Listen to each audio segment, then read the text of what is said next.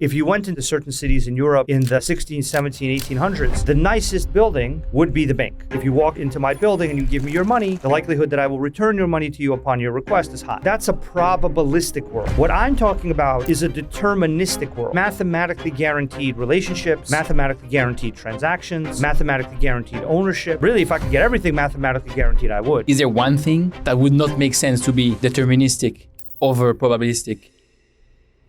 Sergey Nazarov, the co-founder of Chainlink, the leading network that connects blockchains to real-world data. His work is powering everything from DeFi to global finance. Where does this fire in the belly come from? A lot of the people that I know that are successful, they have been in a state of poverty. The phrase necessity is the mother of invention. So I've always liked that phrase. What's one of the absolute hardest problems that every network founder faces? It's getting a first killer use case. That's the hardest thing. For Chainlink, that was DeFi, and then that gave us the traction, the legitimacy to build all the other use cases. Can you explain decentralized finance to a 13-year-old? When you have a relationship with a bank, they control your money and whether or not you can have it. When you have something called decentralized finance, you control your money. Some people believe you're a Satoshi Nakamoto. I think it's because I was really early in this industry. I think that isn't even a single person. I think it's a group of people. You're not Satoshi. Are you a genius? So, how can crypto networks become a public good if Ethereum has Vitalik, Solana has Anatoly, Polkadot has Gavin, and Chainlink has Sergey?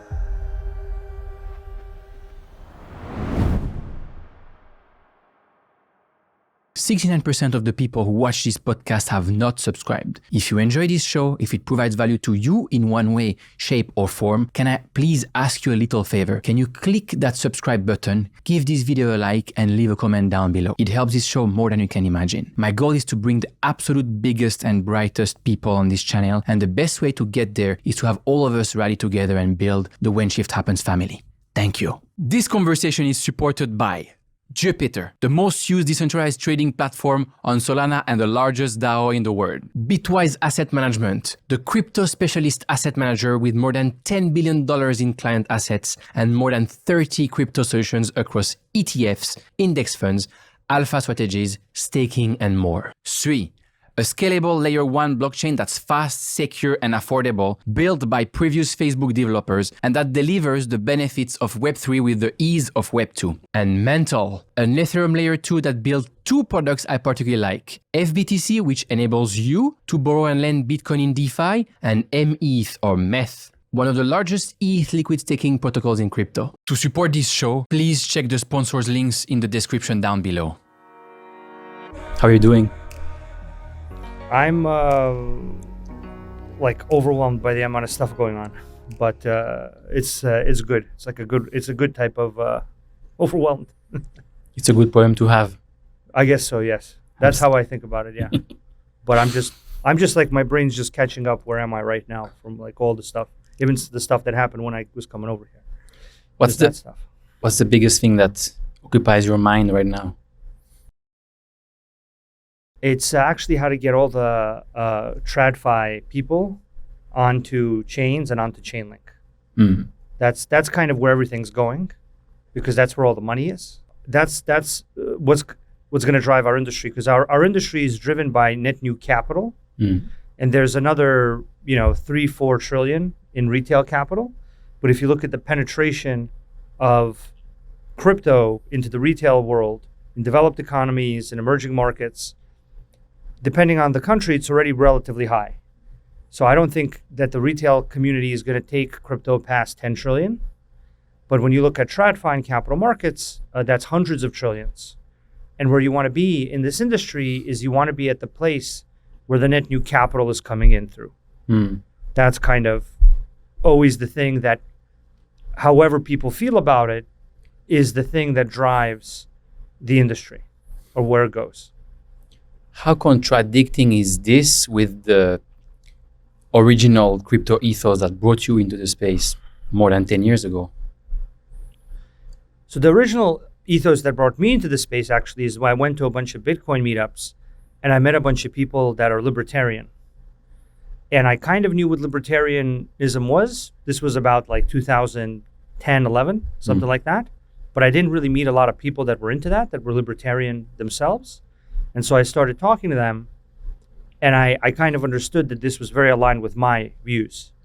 And so I kind of became more and more libertarian and agreed with them. But the thing with being libertarian is maybe a little bit confused sometimes with people doing what they want to do versus what you want them to do. So people think a libertarian approach to society and to life and to how things should work is about being anti-establishment. It's actually about choice, right? So if somebody wants to put 100% of their wealth in Bitcoin, that's a completely reasonable, that's a choice. That's the thing. And if they want to have private key control over that, that's a choice they should have. And if they want to take that Bitcoin and quote unquote ape into some lending market and repackage that and get a bunch of meme coin yield on top of it and do 50 other things, that has risk, but that's their choice.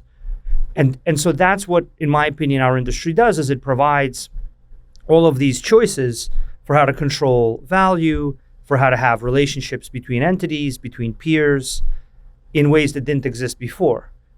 And what the capital markets and the TradFi world provide is just a new dimension of choice. But that dimension of choice, interestingly enough, has so much capital behind it that I think our industry is going to end up embracing it. And really the choice that most people in our industry make is, I want Bitcoin to become more valuable, right? So that's kind of really their fundamental choice. And that's why, BlackRock, before it starts pumping liquidity into the Bitcoin market, is not a good thing. Everyone's really anti-BlackRock in the industry like a couple of years ago. And then a month after they understand that BlackRock and Larry Fink are the thing that's going to help them float the Bitcoin price to new levels, they're very positive. It's like the best thing ever is Larry Fink and BlackRock. And so that signals that, the choice that was really made was that they want the value of Bitcoin to go higher. So that's also a reasonable choice. That's their choice. That's kind of their position on the thing. The people that want cryptocurrencies and blockchains to kind of remove the need for institutions completely, there's actually very few people that even understand what that means. And most of them that even understand what that means, if you ask them, hey, look, Bitcoin could go to $1 million with the help of institutions. Or we could get rid of all the institutions, but Bitcoin is at $10,000. Which would you prefer? My guess is that 90% plus are going to go, I'll take the Bitcoin at $1 million and I'll figure out the institution thing soon after. Let's just do that next, right after that one. So, and that's also their choice. They can have that choice. The problem is not that there are institutions. The problem is that there is some kind of level of control that eliminates the ability for people to have, reasonable economic and personal choices. That's the thing that I think makes sense. And actually, that's what blockchains do, even for the TradFi world. Because in the TradFi world, people don't always understand all the nuances there, but there is a limitation of choice there as well. It's like, how do I know things about my counterparty, the person, the entity that I'm dealing with? How do I know it's solvent? How do I know that it'll fulfill its obligations? Like in the 2008 derivatives related crisis, where a lot of the derivatives weren't settled and paid out. That's, a serious problem. If we can put a bunch of information on chain and I can provide you with the choice to know everything that you could ever want to know about your counterparty and therefore manage your risk better, then great. The system has given you that better choice. I think that's really what this will do. It'll just give a whole bunch of people a bunch of new choices, a different level of control. It's not necessary to eliminate, entire categories of how the world works, unless that part of the world is controlling things in a way that eliminates people's choice.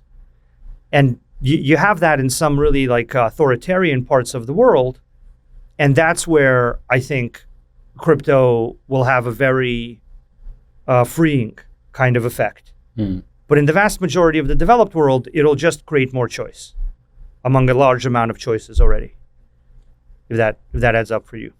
Dear When Shift Happens family, the following message is probably the single most important thing you should take away from today's podcast. If you're serious about your crypto investing journey, please take some time to learn how to self-custody your assets to make sure that nobody can take your coins away. Ever. If you don't learn how to be your own bank, it is very likely that one day you will lose all your hard-earned crypto. The safest way to hold your crypto is in a cold storage that we also call hardware wallets. Hardware wallets are not complicated and they give you peace of mind. I personally use a hardware wallet called Trezor. It is open source, very easy to use, and the first hardware wallet created ever. As we like to say it in crypto, not your keys, not your coin. You can order your Trezor wallet with a 10% discount by following the link in the description down below and by using the promo code WSH10. And now, back to the episode. If you had to explain what it is you do and why you do it to someone who's never heard of the words sovereignty, blockchain, Web3, Bitcoin before, what would you say? So I would say we connect many valuable systems to make transactions work well, and in line with what we just said, kind of provide people new choices about how they can manage their money, interact with each other online, prove things about the real world to each other instead of relying on the news. That's what I would say. Like our system actually, it powers a lot of smart contracts and tokens, because those systems rely heavily on the guarantees of a system like ours, proving things to them.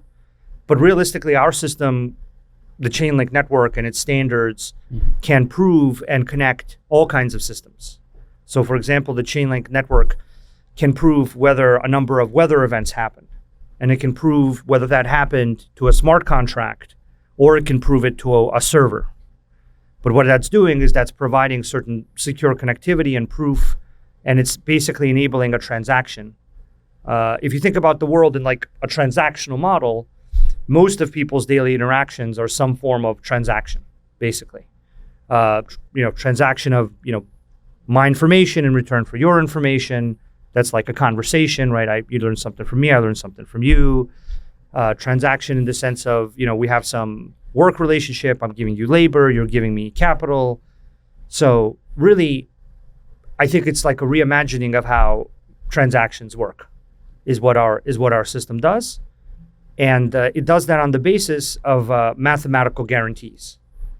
So the big difference between the way our system does things and the traditional world does it is that you get mathematically guaranteed results rather than people guaranteed results, and that's the very big difference. And that mathematically guaranteed result is actually useful on a chain, but I think it's also very useful outside of a chain. It's a guarantee, right? It's a guarantee that we verified something in a way that it's not going to be manipulated.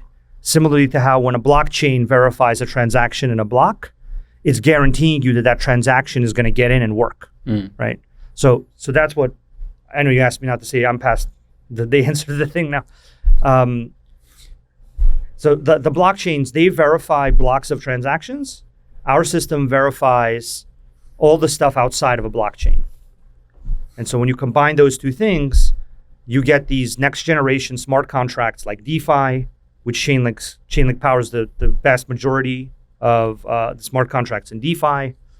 You get decentralized smart contract-based crop insurance. You get derivatives. You get a whole bunch of great stuff that wasn't going to work that way before.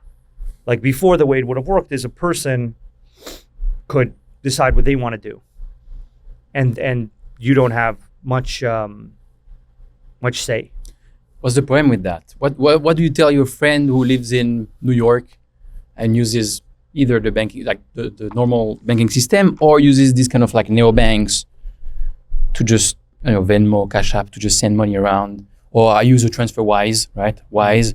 To send money abroad, it's pretty cheap, it's super fast. I'm happy with that.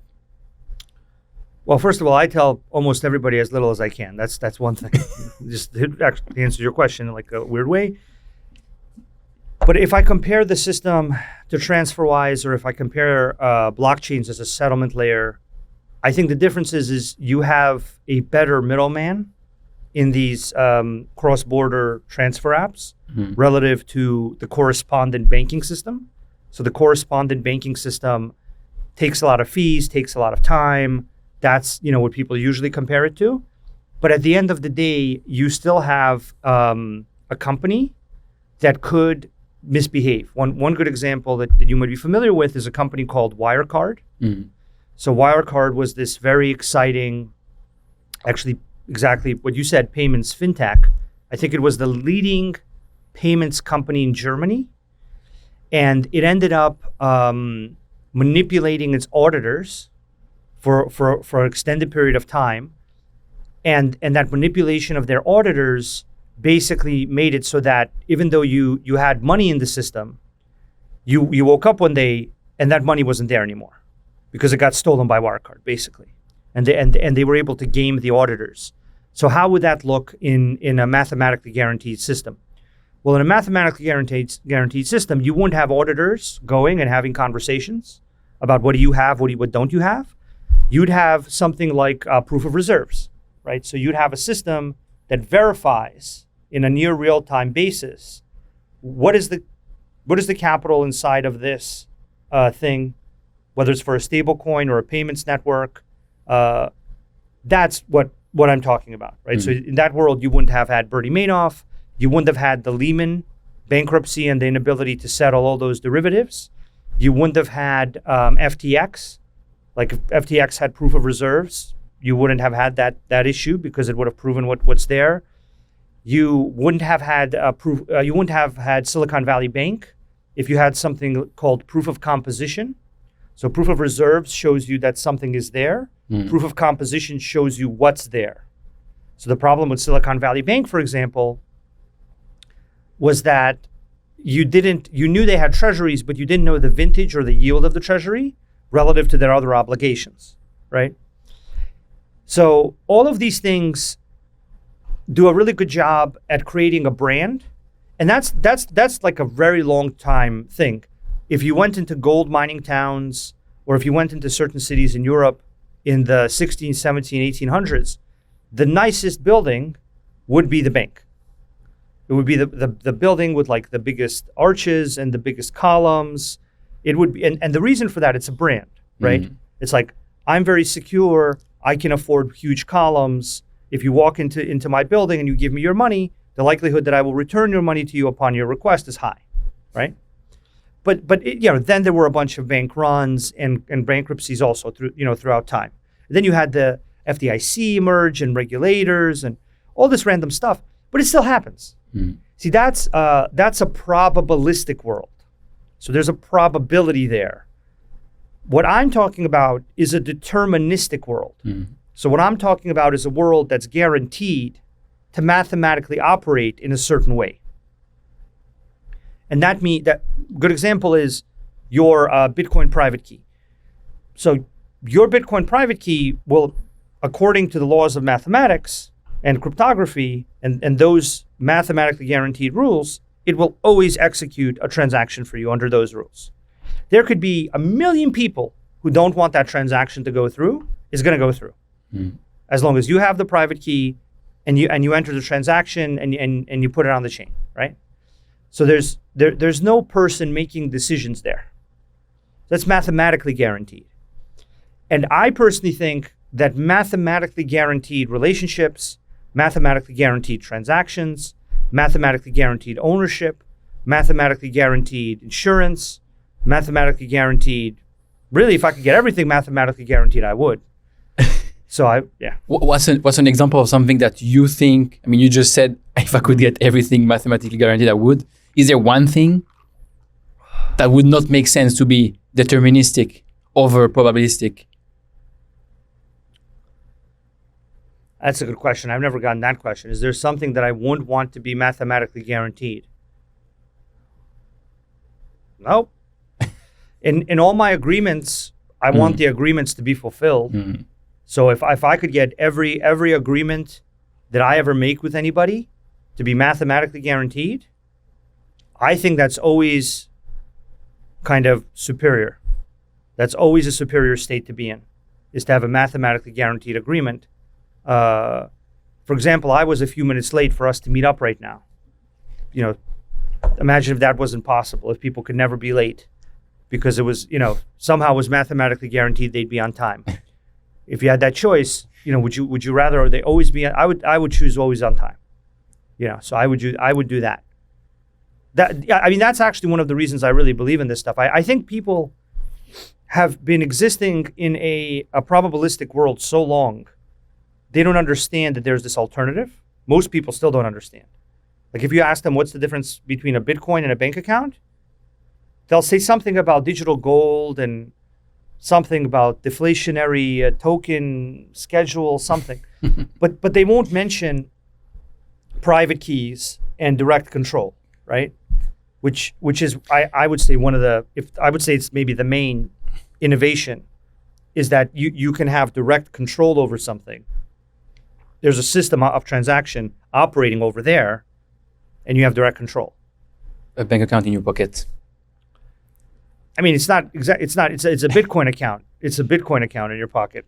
I don't know. If it's 100% of everything you have is in Bitcoin, then it becomes a bank account.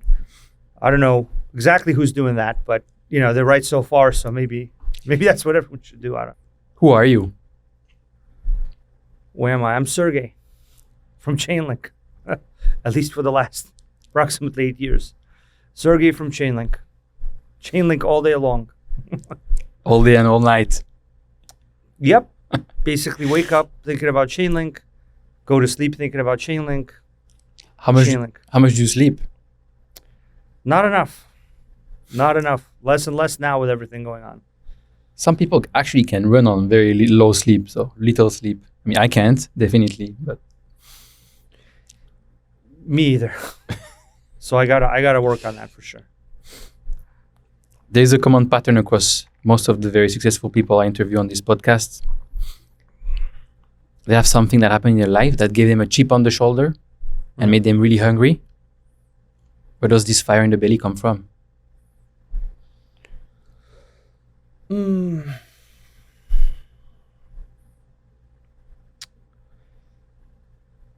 I think there's a lot of truth in the phrase "necessity is the mother of invention." So I've always liked that phrase. And really, generally speaking, a lot of the people that I know that are successful, they have been in like a state of poverty at some point in their lives.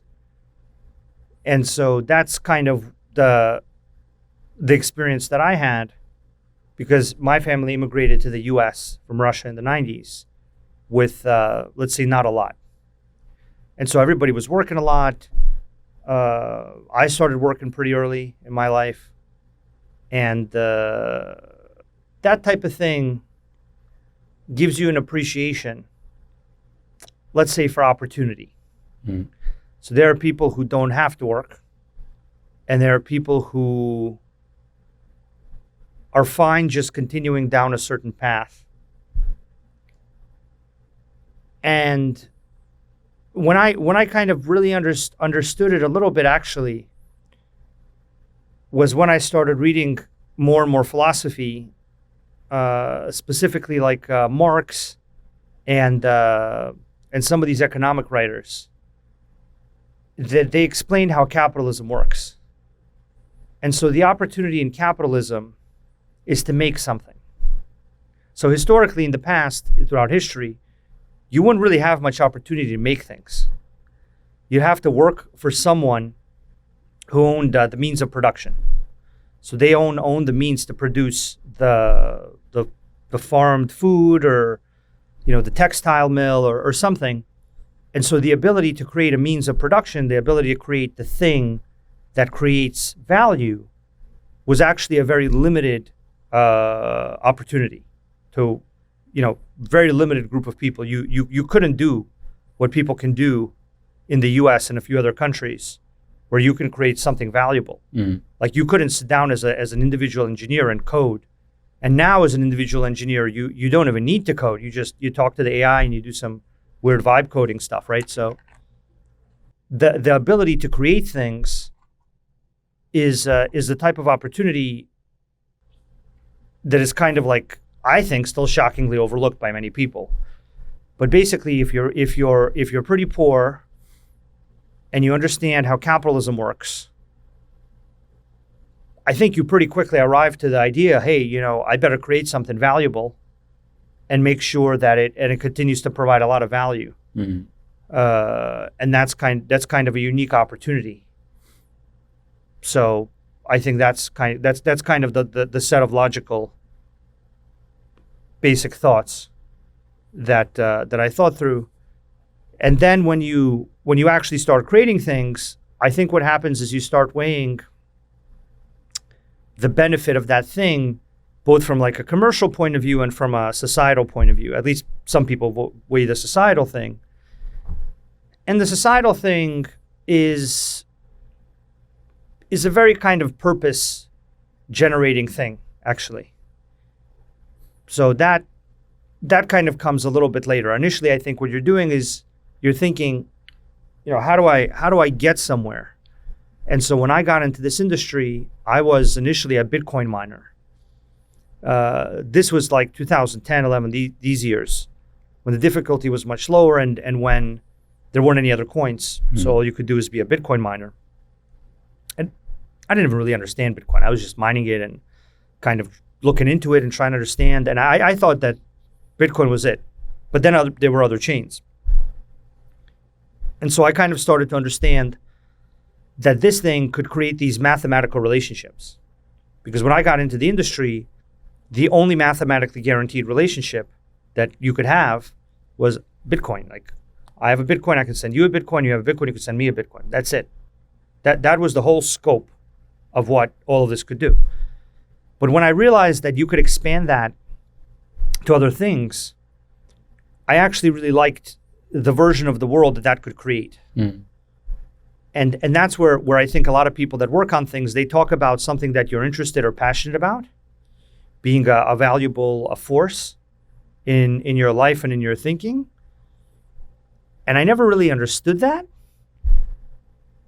But then when I realized this, that's the first time I understood it, right? Because I was looking at something and I was like, well, if this thing can do all this stuff, then society or the world can work this way.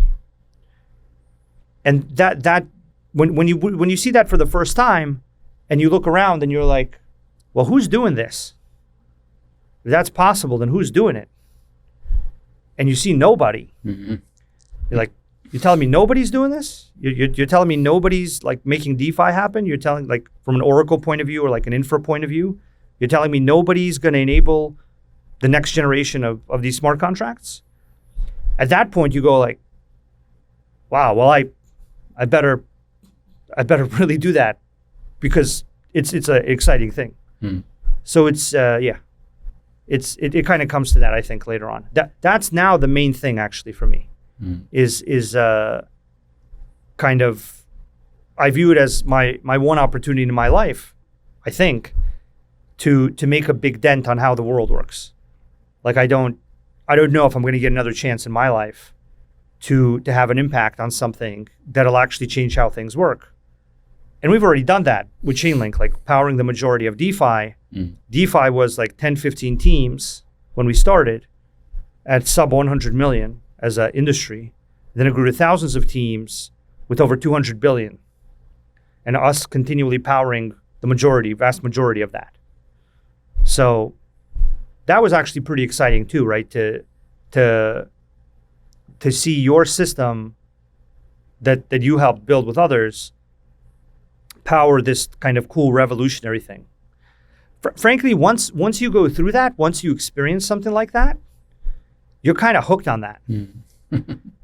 And so what I'm trying to do, and what a lot of people in the team and in the community, I think, are trying to do, is they're just trying to do that again and again and again, and be part of making something that accelerates another big boom like that. And it's a great model, because if you can accelerate a thing like the DeFi summer or the DeFi boom, or you can accelerate the cap markets in our industry, or you can accelerate blockchain gaming as an infrastructure, then you do something really valuable.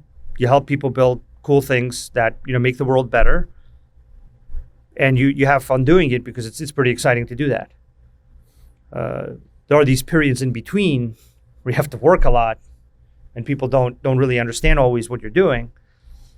But in my opinion, I found that if people don't understand what you're doing, it usually means it can be a valuable thing. Yeah, probably. Actually, true.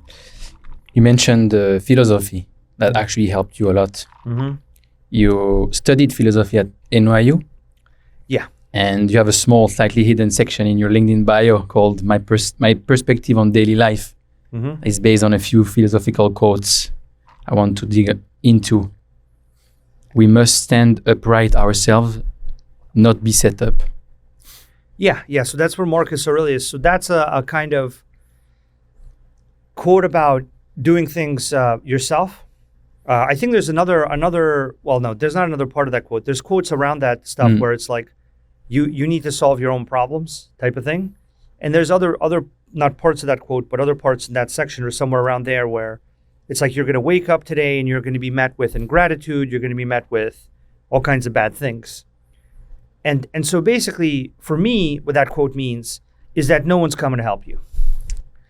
So a lot of people, I think they go through life. They think someone's coming to help them. Someone is coming, like some personal relationship or some romantic relationship or some business relationship. Someone's coming to help. Someone's coming to make it work for you. And that's not going to happen. What's the moment that you realize that no one is coming to save or help? What's the moment I realized no one's coming to save or help? Okay, let me think back. The moment. The moment possibly was when I was 5 years old and my bike got stolen by a guy I let ride it. And I really liked that bike. I'm still looking for him, by the way. But basically, I think that and a collection of similar moments in that 4 or 5 year old timeline was probably the point at which I realized that no one's really going to be helping me out. So either you help yourself out, or you're going to have a hard life. Yeah.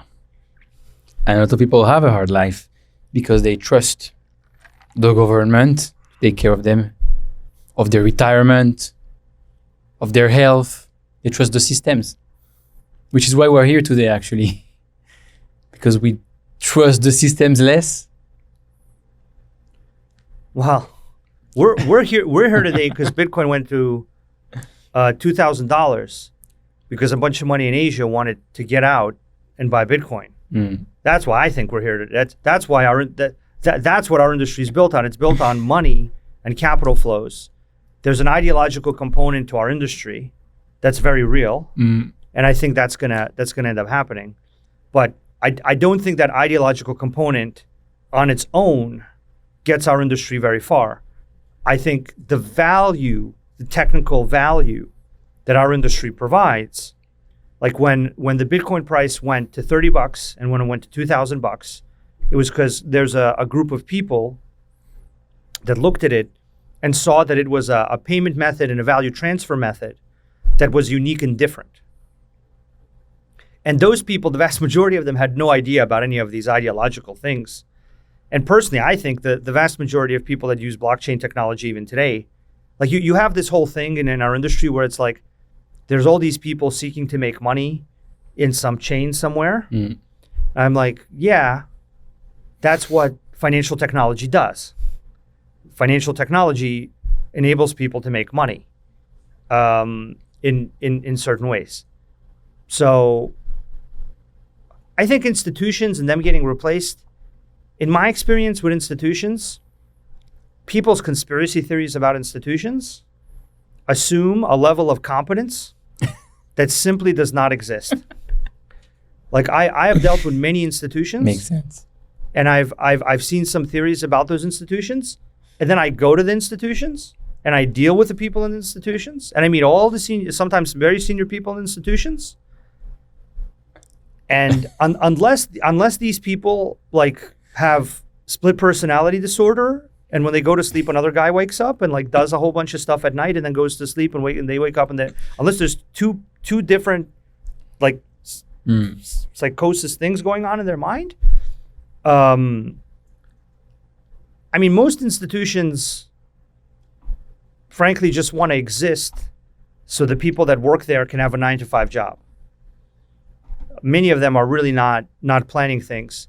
The people that make the institutions problematic are actually the ones that find inefficiencies from the existence of the institutions, and then they exploit them.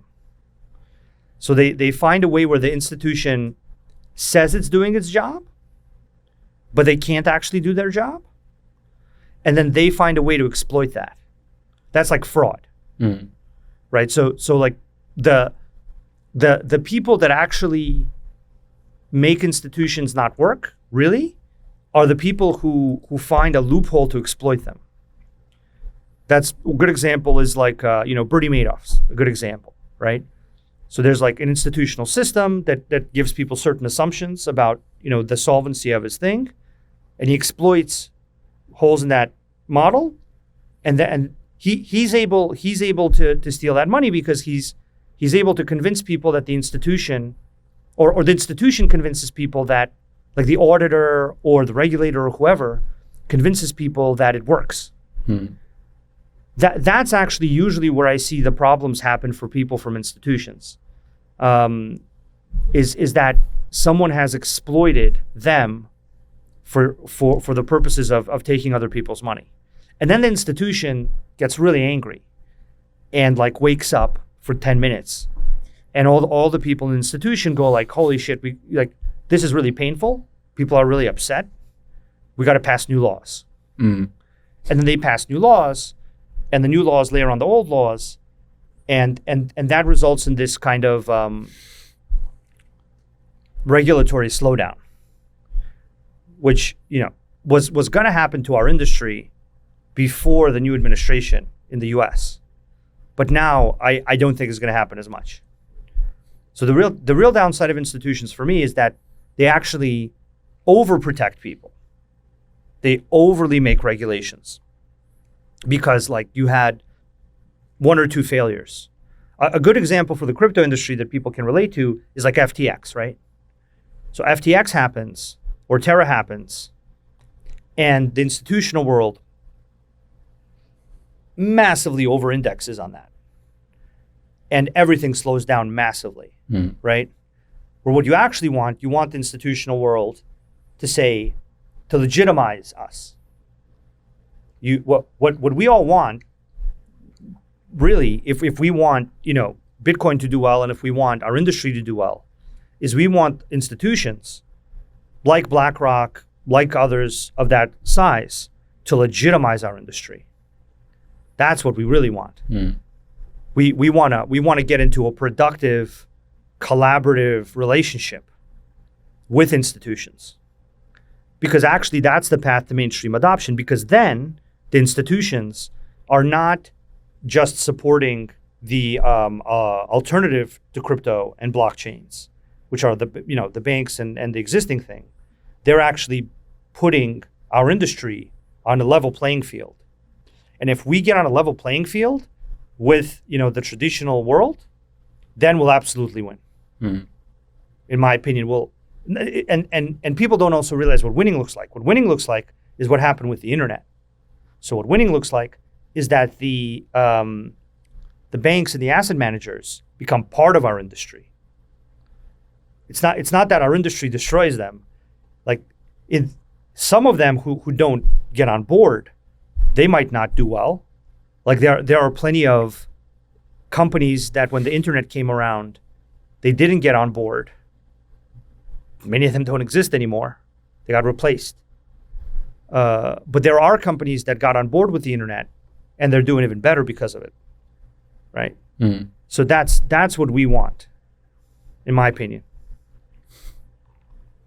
If one does not know to what port one is sailing, no wind is favorable. Yeah, that one's about priorities. So I feel like I'm giving a lot of unsolicited advice. Well, okay, kind of solicited, I guess. I don't know. Yeah, so goals. Goals are important. Priorities are important. If you don't have goals and priorities, someone else is going to give you goals and priorities. And the other part of that quote is that, let's say you get really lucky. Let's say there's this awesome opportunity in front of you, but you haven't prioritized doing that. And so it can come and go. Because even if it gets right in front of you, you're not going to grab it. You're going to let it go. It's going to go right by because you're not thinking about it. It's also about how the mind works. If you start thinking about something, if you start thinking about blue Toyotas, if you just say blue Toyota to yourself like 20 times, you'll notice a bunch more Toyotas. And if you see a blue Toyota, you're going to remember it. Like, it's just like what you're thinking about. So what happens with people that set goals is that they look for the opportunities. So their mind kind of gets turned on. And so when the wind is blowing in the right direction and you know where you're sailing in that quote, it just happens kind of naturally. But if you're not looking for the opportunity, it could literally just be standing in front of you. And it doesn't matter because you're not looking for it because you haven't decided what's important. So that's important. That's a really good one. Last one. Every new beginning comes from some other beginning's end. I don't remember who that is. Is that Emerson or who is that?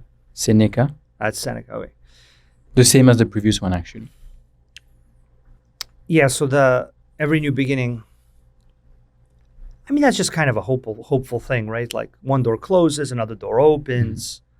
Since that's from Seneca, the Stoics are very good at helping you deal with hardship.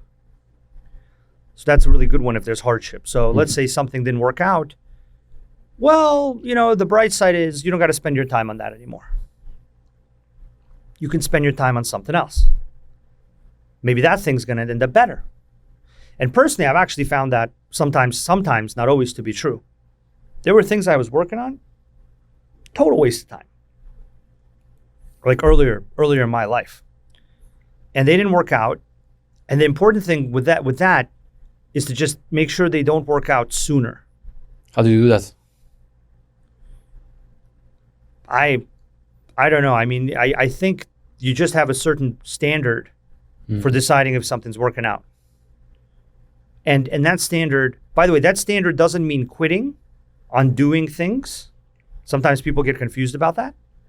They get confused by like, I'm not going to do startups because a startup didn't work out. That's not the same thing.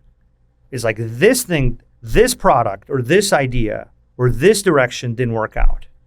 But that doesn't mean that there aren't 50 other directions where you shouldn't be building something new and exciting and useful. That makes sense. So that's what I would say. Which is hard to do because there is this kind of sunk cost, right? That you do all this investment in time. I mean, it depends if you're starting completely again or if you're basically pivoting or changing the direction of the thing. But I think what prevents most of the people to probably make the tougher decision on a job, a startup, a relationship is that. Well done. Fuck this guy. He's good. Yeah. This guy's good. He's going to survive this guy. This guy's survivor. I can tell already. He went through a bunch of hardship and he was like, this one is a survivor. Sergey is not going to stop me from fucking around. He's not afraid of me at all. He's like, I seen a million of you guys. You're not even that good at this. I'm not particularly afraid of you.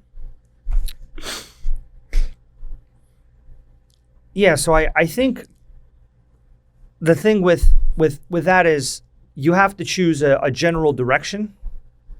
So I've seen people switch directions between industries.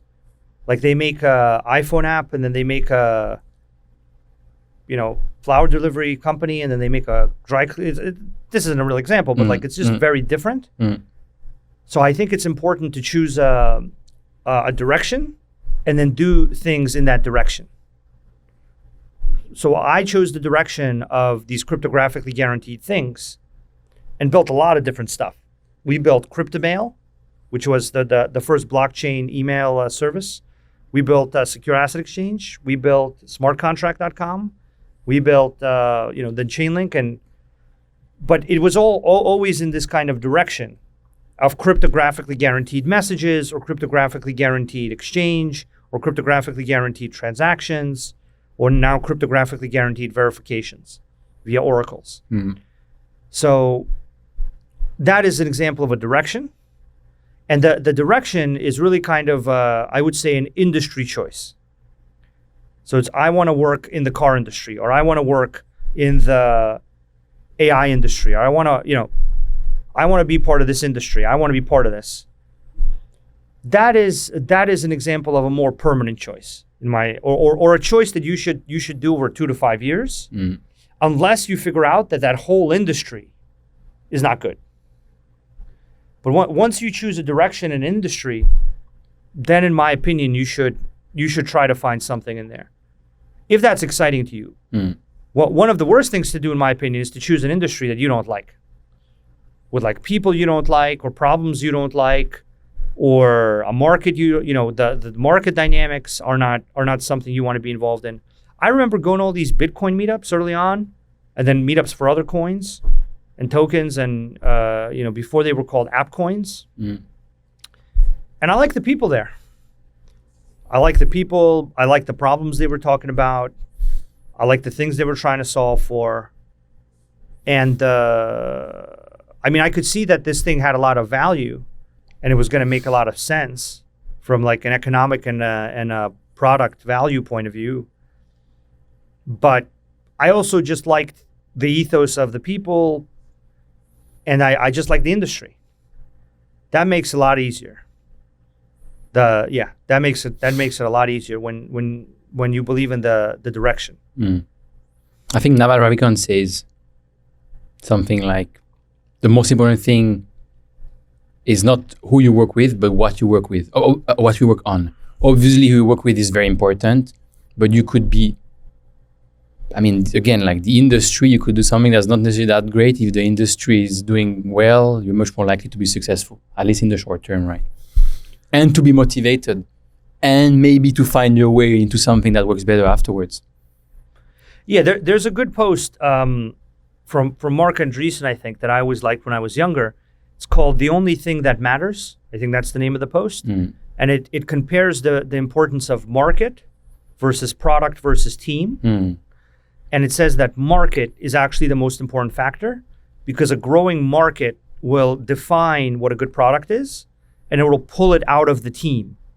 So if the team is moderately competent, and they've stumbled into a market where they can provide value, then the market will essentially pull the product out of the team.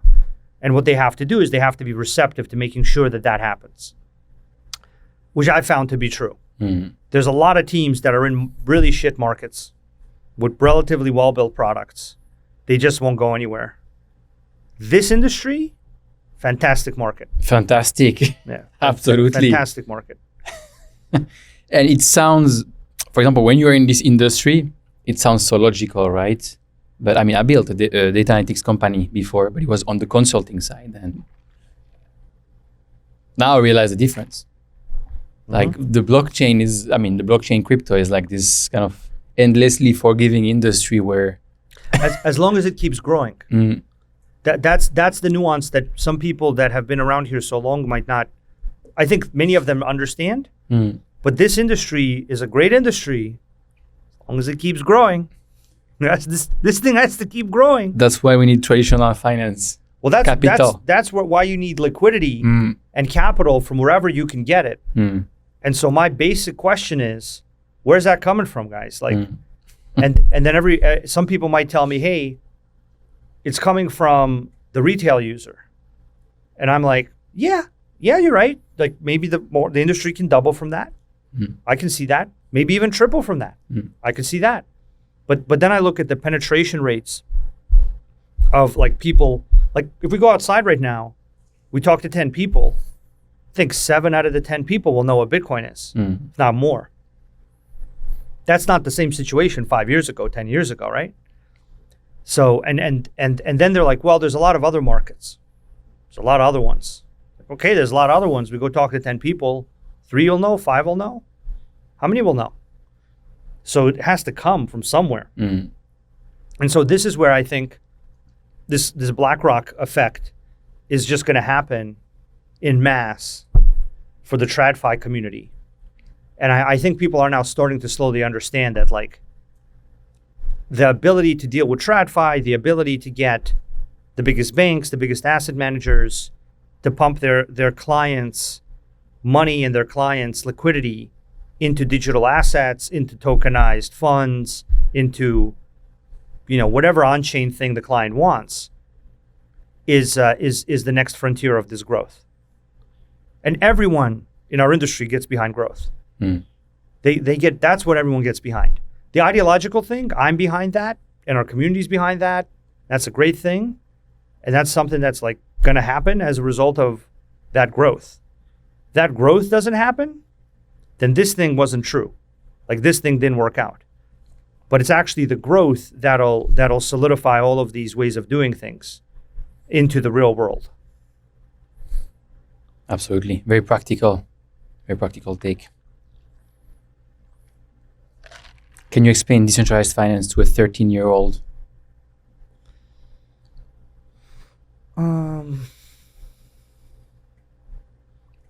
I could go younger or older. I'm not sure I could do teenagers. These, To a child. To a child, good. Okay, fine. Child. I don't know. By the time you're teenagers, the attention span seems very low now. Like even lower. Only teenagers, yeah, I would say. But yeah, teenagers and maybe afterwards. Everybody. Let's say a child that doesn't use social media. I can do that. Can I take that?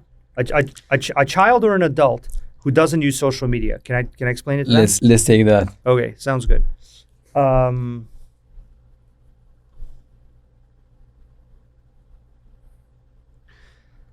So when you have a relationship with a bank, they control your money and whether or not you can have it. When you have something called decentralized finance, you control your money. And the thing that you use for what a bank does just gives you a service, just provides a certain service to you. Like, it gives you a return on your money, or it securely allows you to interact with it for certain key things that you want to do, like move it around or some other things, but it doesn't control it. So the difference is whether you want to put your money in a bank run by a bunch of people you don't know and that can do crazy stuff with it, which happens a lot, or if you want to control your money and put it in a system that can only behave in certain very specific ways. And that's the big difference in risk. And I personally think that once everyone understands this difference, and once there's a few more bank failures, which unfortunately I think we're going towards with the global economic crisis that's to come and the kind of devaluation of fiat currency, a whole bunch of other fun stuff that's gonna be happening, unfortunately, then the relationship that I just described will be quite valuable, right? Like, go ask somebody who, lost their money from some kind of bank failure or something. Are you interested in this feature? They'll be like, yeah, it's the best feature I ever heard of. Like, how do I get that? So that's what I think we're going towards, because the world's not gonna. I don't see how the world can be more stable. Like, everything is just becoming unbelievably unstable now. People are doubting fiat currency. There's multiple wars. Even within society, people are, freaking out about their different opinions on, is this the color green or is this the color purple? What color is it? Who knows? Like, let's go crazy. What's the color? Man, that's important. Like, let's do it, guys. Time to gear up on this one. So, things are not going to get more stable here, unfortunately. That's not going to happen.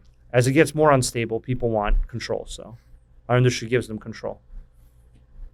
You mentioned, is this color green or is it purple? How do you define truth? How do I define truth? Well, there's a little bit of a problem with that, because you have objectivity, then you have like subjectivity. Subjectivity is kind of, my perception, your perception. So there's a subjective version of truth where we all agree to call this green, therefore it's green. But can you objectively, mathematically prove what green is? these are very complicated questions, usually without good answers. Interestingly enough, the project of the Stoics, some of the people I quoted, was to use mathematics to prove certain ethical truths. And over the entrance to their the Platonic kind of school, you had something about how math will prove things, or math will tell you the truth, or something like that. So people have been looking for a mathematically guaranteed way to prove things for quite a while. Even blockchains, just to be clear, that's node operators that cryptographically run a agreed upon protocol. But even that blockchain transaction is an agreed upon truth. It's just like a very cryptographically guaranteed agreed upon truth that it becomes very, very hard for you to roll back or disagree with. So it becomes essentially like mathematically guaranteed. Objective truth? That's a really complicated topic. I looked into that topic, and it is very, very complicated to truly define what objectivity means. And for that type of thing, you probably have to talk to mathematicians and physicists, because they're the closest on that one, and they don't even agree. So I think there's a lot of subjective truth, and we can make a system where we agree on what a truth would be. That's partly what our system does, is it actually allows you to set conditions and to say, we pre-agree that if these 5 weather stations all say that it rained, then it rained.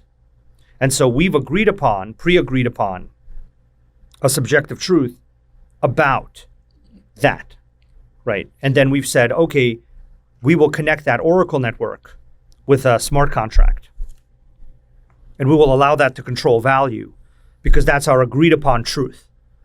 So Oracle networks and Chainlink are a way, I would say the leading way right now, to agree upon a definition of truth.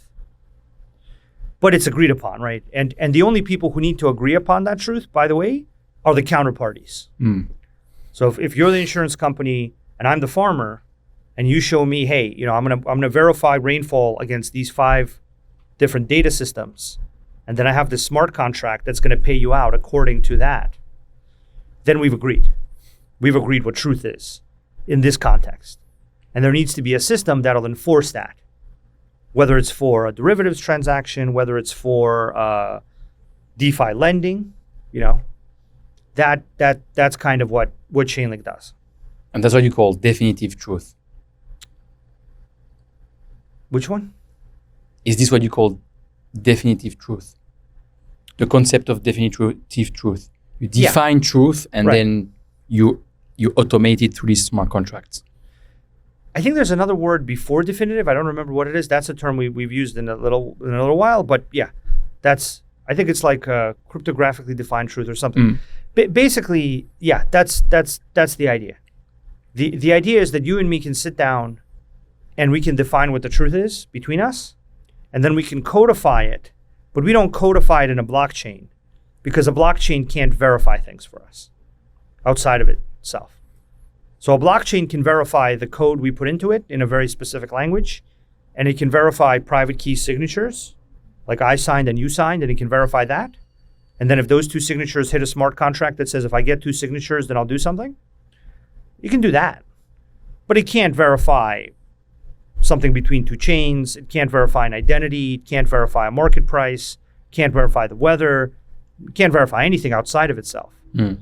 So Chainlink is the system where you codify what you're going to verify. And then you use that verification to trigger, value and other key things on chains, basically. You said, I read somewhere, transparency creates accountability. Can you explain?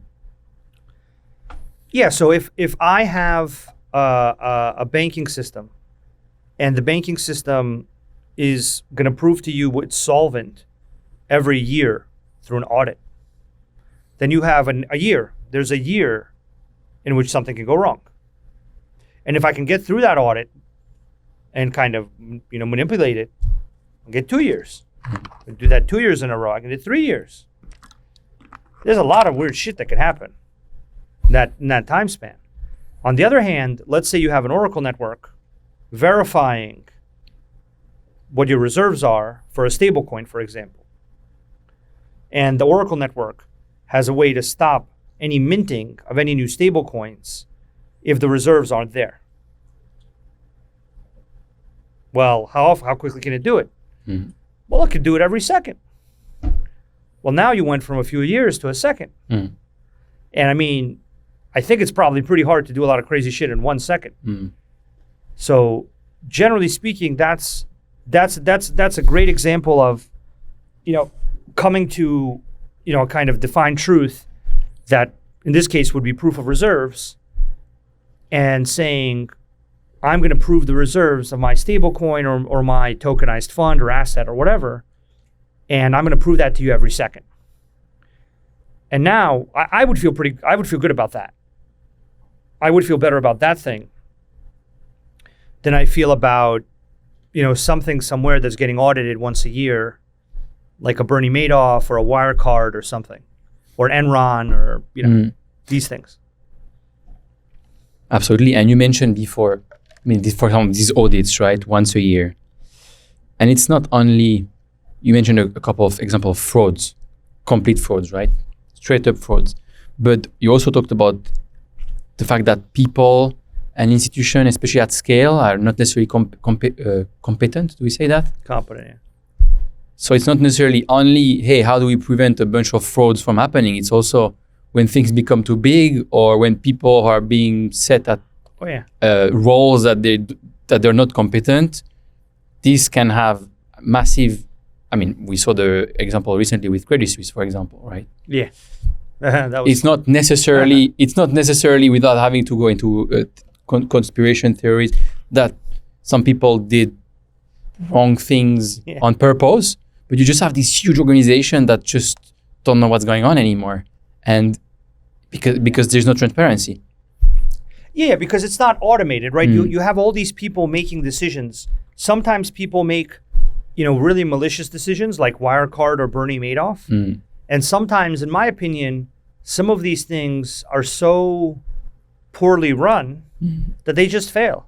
And here's the thing, right? They never look poorly run. Silicon Valley Bank didn't look poorly run until, it went into receivership and you had someone had to buy it out. Credit Suisse didn't seem poorly run until UBS had to rescue it. Which UBS had to be rescued by the Swiss Confederation in 2008. So it's the same shit happening over and over again. Yeah, look, and I don't have anything against these institutions. I think these institutions are following a pattern of many institutions. I'm just saying that the thing I was saying before was that there's a lot of people who are saying that there's a lot of institutions conspiring against them, and many of the institutions are unable to do their day-to-day work and just operate. And so what I think we should do is we should take blockchains and smart contracts and Oracle networks and AI, should combine all this stuff, and we should create a state of hyper-automation. But that hyper-automation has to be really reliable. So for example, we have AI Oracle networks where we eliminate significant amounts of hallucinations, where you run the AI model in multiple nodes, you compare their results, and you discard the results that deviate from a certain quorum or consensus, right? So what our industry is really good at doing is generating consensus and proving that something happened in a really reliable way. Whether that's a blockchain transaction with a blockchain, or whether that's an Oracle network report or input and a verification of something else. AI is going to be really useful for that, but we're really just going into this world of hyperautomation, and mathematically and technically driven hyperautomation is in many ways much more reliable than people.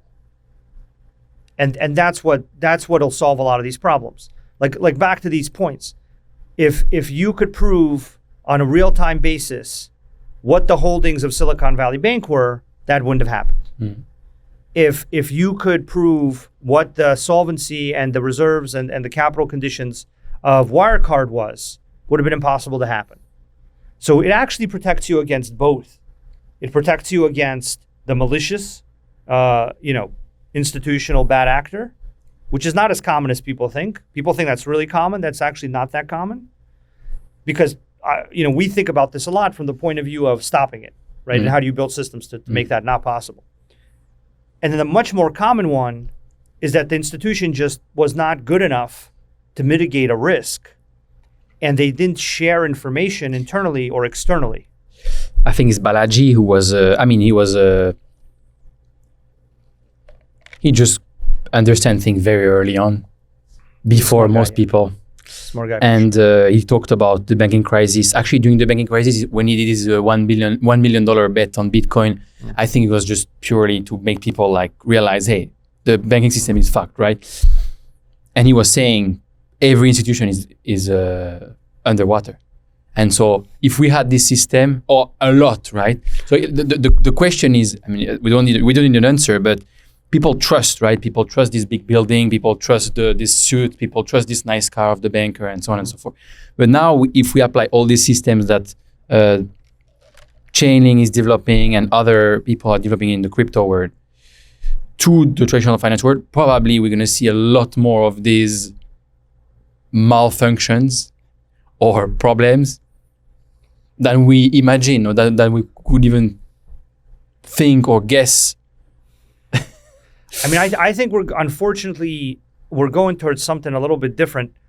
I think what we're gonna find is that there is no lender of last resort. So the people that have been bailing out all these banks, let's imagine that governments need to get bailed out. There's nobody above governments.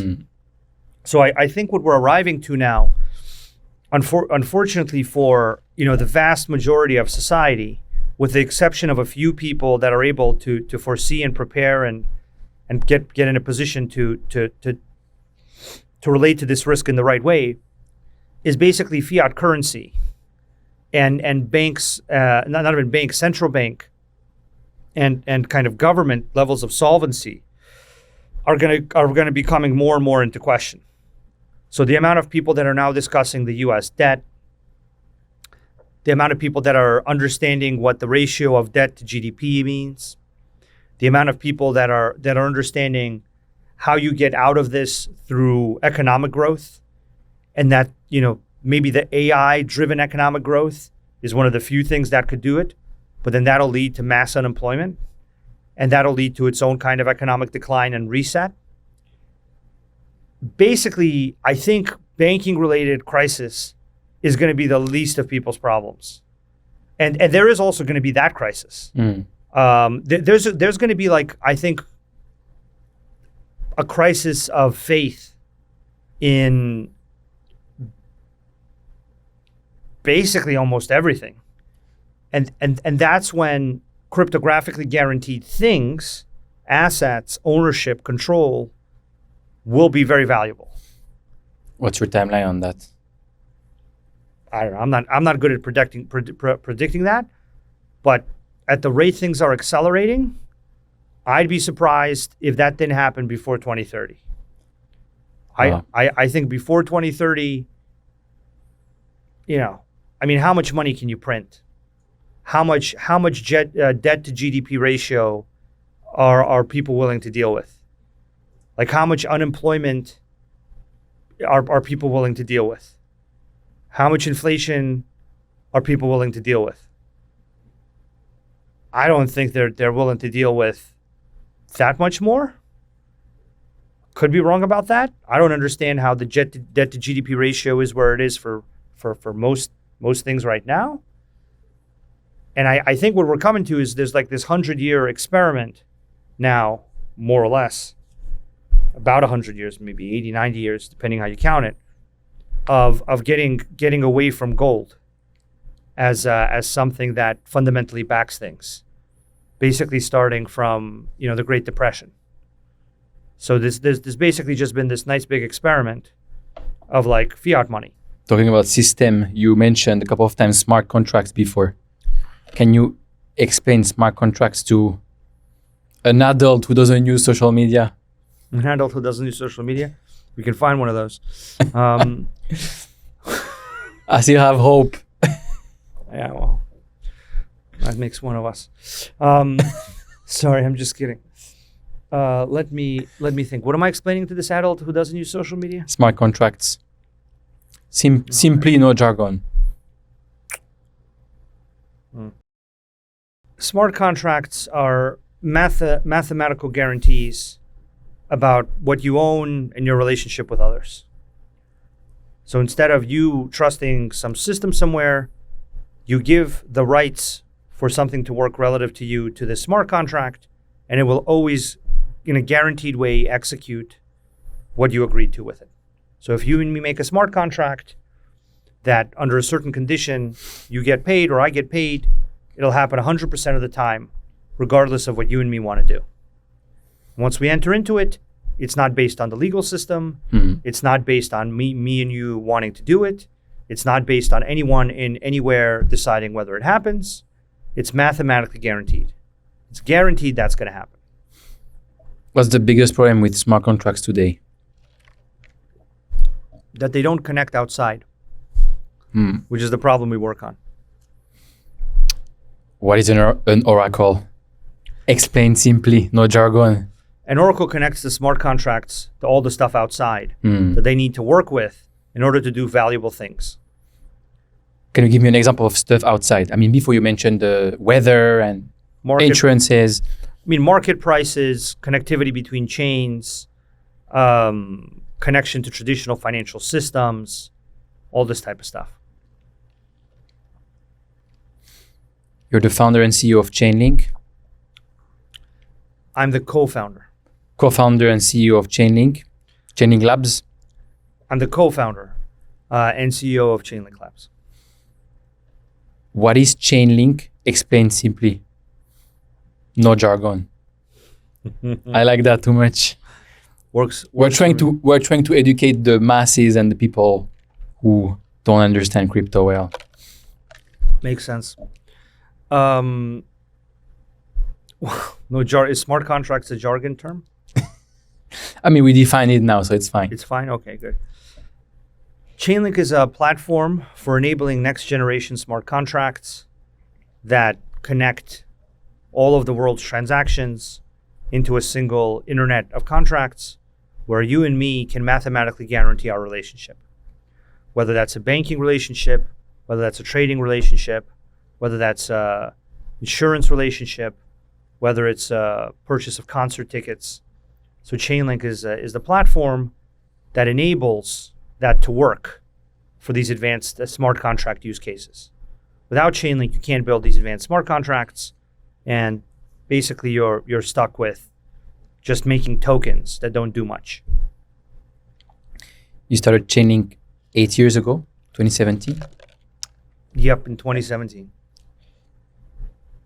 What's something that still frustrates you after building Chainlink for 8 years? That you can't automate people. You have to deal with people. People are the most difficult thing to deal with. You know, I'm a big fan of automation, but the most complicated thing about building anything really is going to end up being dealing with people.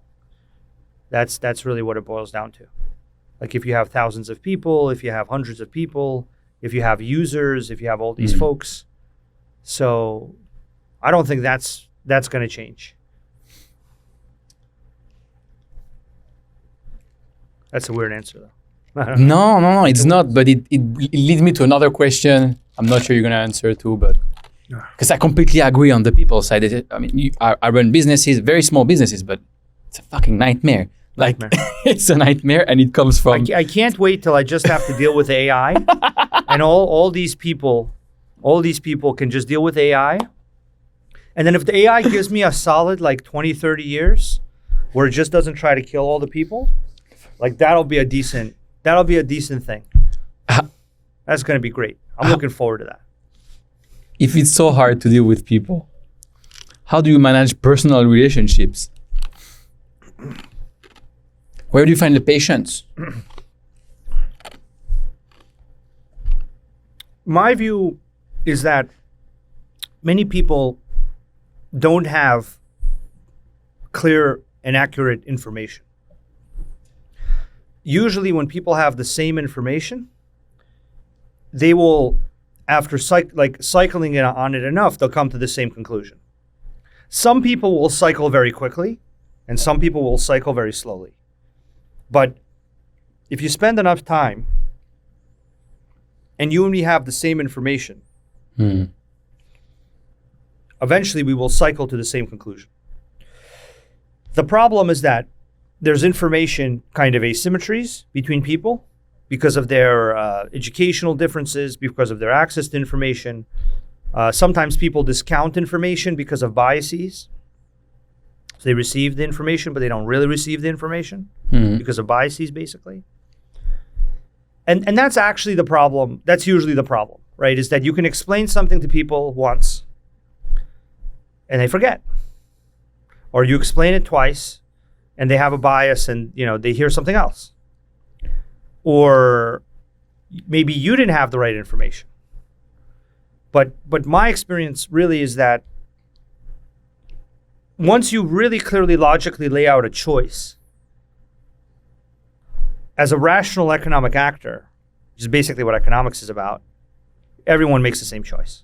That's what economics is about, actually. Like this example I gave you of, I have control over something versus I don't have control over something. If you really, really define that in like hyper clear terms, and all the banks in the world are failing, what are the majority of people going to do? They're going to find a way where they can manage things in a way that they reduce that risk. Like once you and me get on the same page about that scenario and the relevant information and the relevant assumptions, the answer is pretty obvious. The answer is this, right? And why don't people have that perspective? Well, they haven't considered all that information, right? Either no one's talked to them about it, or they haven't taken time to do that, or they don't think it's relevant, or whatever collection of things. You see? But that's the world that we're building for. I think in our industry is the world where systems outside our industry are unreliable, and people will choose our industry as the reliable set of systems. And that's a good example. Like when you think about it, that makes perfect sense. At least to me, I think to you, and I've had that conversation with many people over the years. And what I've noticed is once you're sharing the same information, everyone's like, yeah, obviously, like why would I want to take risk on a counterparty if all the counterparties are blowing up all around me? I don't need more risk in my life. Like I'm fine without it. I'll take this thing. So this thing that's cryptographically guaranteed. So that's what's difficult, right? Because people show up and they go on social media, or they go wherever they go, and they go crazy. They lose their shit. They just go crazy. It's like they have these ideas, and if you sit down with them and you were to take all this time, which I don't do this shit, but like some people do, right? And they like dissect their ideas. They go like, okay, why do you believe this? And why do you believe that? And what's your assumption here? And what's your assumption there? Sometimes what you really find is like there is no information. Like they don't have information. They don't have a reason for an assumption. So I think that the difficult thing with people is how they relate to information and their own theories. And that's what creates most of the problems. Is people have this different information. Like someone thinks something's good, someone thinks something's bad, or they're using different words. That's an example of a huge information asymmetry that happens all the time. Like I'm saying a word and you're saying a word. We mean the same thing, but your word is different from my word, and I think you're saying something different than me. You think I'm saying something different than you. It's just a crazy information asymmetry, right? And now we're arguing, even though we're saying the same thing. That's the most difficult thing. And so, that's it. What's your biggest achievement with Chainlink today? Making the DeFi boom happen. That's what made Chainlink in the beginning. Is that there was this industry, 10 or 15 teams, less than 100 million in TVL. These teams were running around trying to solve the Oracle problem, which in that case was verification of market data into their smart contracts. And basically that's an example of a fantastic market pulling a problem out of us. So there was like nobody, there was literally nobody making what's called oracle networks. We basically invented that. There were people that had individual private oracles where like you would trust them to run the oracle for you. But then you're ceding control to them, right? Which is not the point of DeFi. The point of DeFi is that you are able to be, you're getting guaranteed that the DeFi contract can't manipulate or kind of deviate in a variable way from what it's supposed to do, right? So it can't deviate. And for a DeFi contract to give you that guarantee, that means the oracle doesn't deviate and the contract doesn't deviate. But there were no oracle networks. There were blockchain networks that guaranteed the reliability of the contract, but there was nothing like an oracle network, which is what we in the Chainlink community invented. And so it was fantastic, right? It was just amazing. Like you literally went from 10, 15 teams to hundreds to thousands of teams. You went from something less than $100 million as an industry to 200 billion. That's unbelievable growth. Like if you compare that to the size of certain industries, like the gaming industry, I don't know, I don't remember how much it is. I think it's 200 to 300 billion. The whole gaming industry. Yeah. All gaming. 200 to 300 everything. billion. Yeah. Online casinos, poker, AAA titles, MMOs, everything. Mind blowing. That industry, how long did it take to get gaming to 200, 300 billion? It took like decades. DeFi went from less than 100 million to 200 billion in like, what, 3 years? Crazy speed. And so then me and our community are just like trying to keep up with demand. So it's this insane situation where we end up launching over 1,000 oracle networks. So if you think about that in the context of blockchain networks and L2s. Let's imagine that each L2 in a family of chains or each L3 in some family of chains is a network. And we launched over 1,000 networks on production. And those 1,000 plus networks powered that industry to over 200 billion. But then what we had to do is we had to figure out what else do oracle networks do. So that was an amazing, fantastic achievement. And I'm deeply grateful to our community, deeply grateful to all the DeFi users that work with us. It's amazing to be part of having something like that happen and grow like that. That was just, it's amazing and it's addictive and it's just like the best feeling to be part of making something big like that happen. That was fantastic. And so then I think we in the Chainlink community and myself and a number of other key people got hooked on that. And then we were like, let's do it again. And then we did it partly with random numbers for NFTs and gaming. Then we did it with cross-chain computation, these other capabilities we have. Now we're on the process of doing it in the TradFi capital markets community.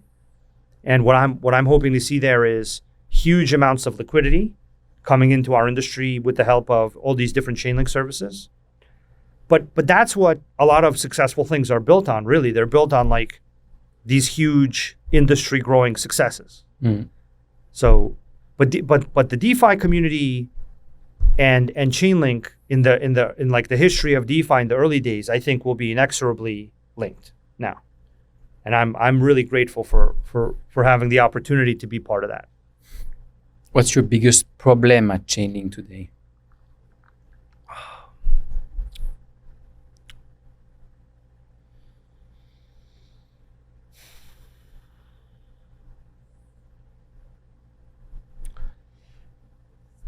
I mean, Chainlink has, as a community and as a number of companies in Chainlink Labs itself, it's gotten to be a lot of people that all have to work together.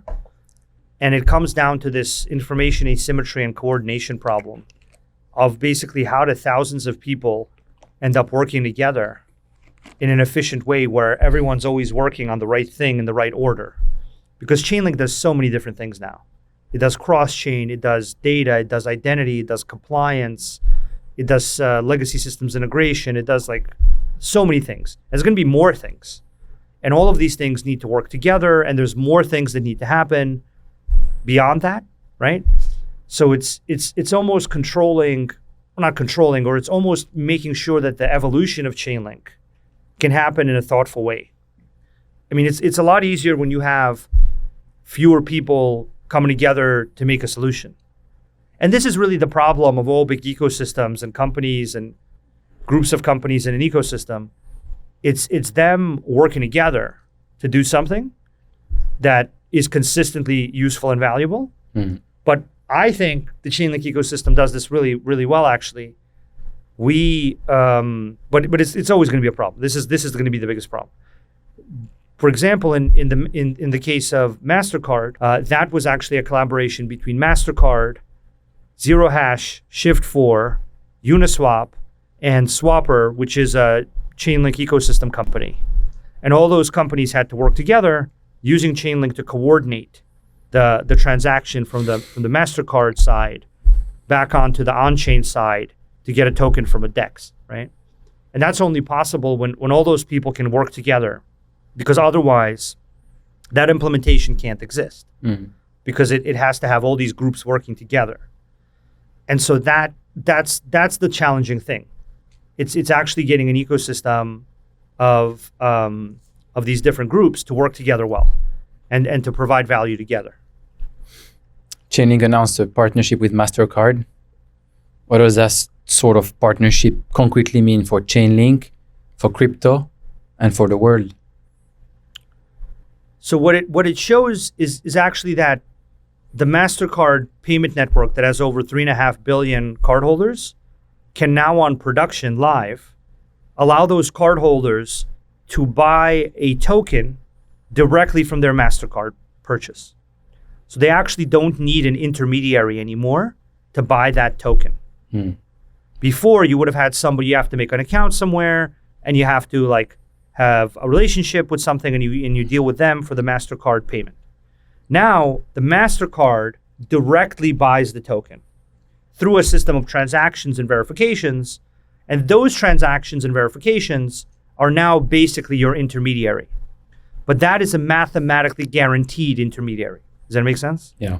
You're mathematically guaranteeing that once your Mastercard transaction reaches a certain point, it will result in a blockchain-based event, which will exchange, well, initially you exchange the Mastercard transaction for a stablecoin. The stablecoin is then programmatically sent to a DEX, and in which it exchanges the stablecoin for the token, and then the token is sent to your wallet.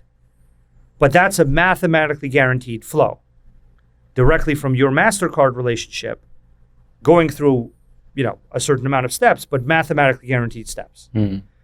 And so that's a big deal for two reasons. It smooths out the user experience and the speed with which a Mastercard user, which is 3.5 billion users, which is what I was talking about before, go and find me something else that can give you access to 3.5 billion users.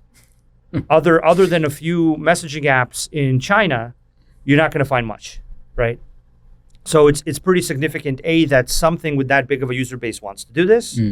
It's pretty significant that we can technically make it work in this cryptographically guaranteed way. And I think it's also significant because this is a pattern that'll then be seen by all the other institutions similar to MasterCard. And they'll be like, wow, I got to do that. I got to get involved. Because I have to get my users interacting with crypto and blockchains as well. And that's what I was speaking about in the beginning of this thing, where it's like, if I go to you and I explain to you with clear information, what do you find valuable if your preferences are, the growth of this industry? What you find valuable is more users with more capital. So great news.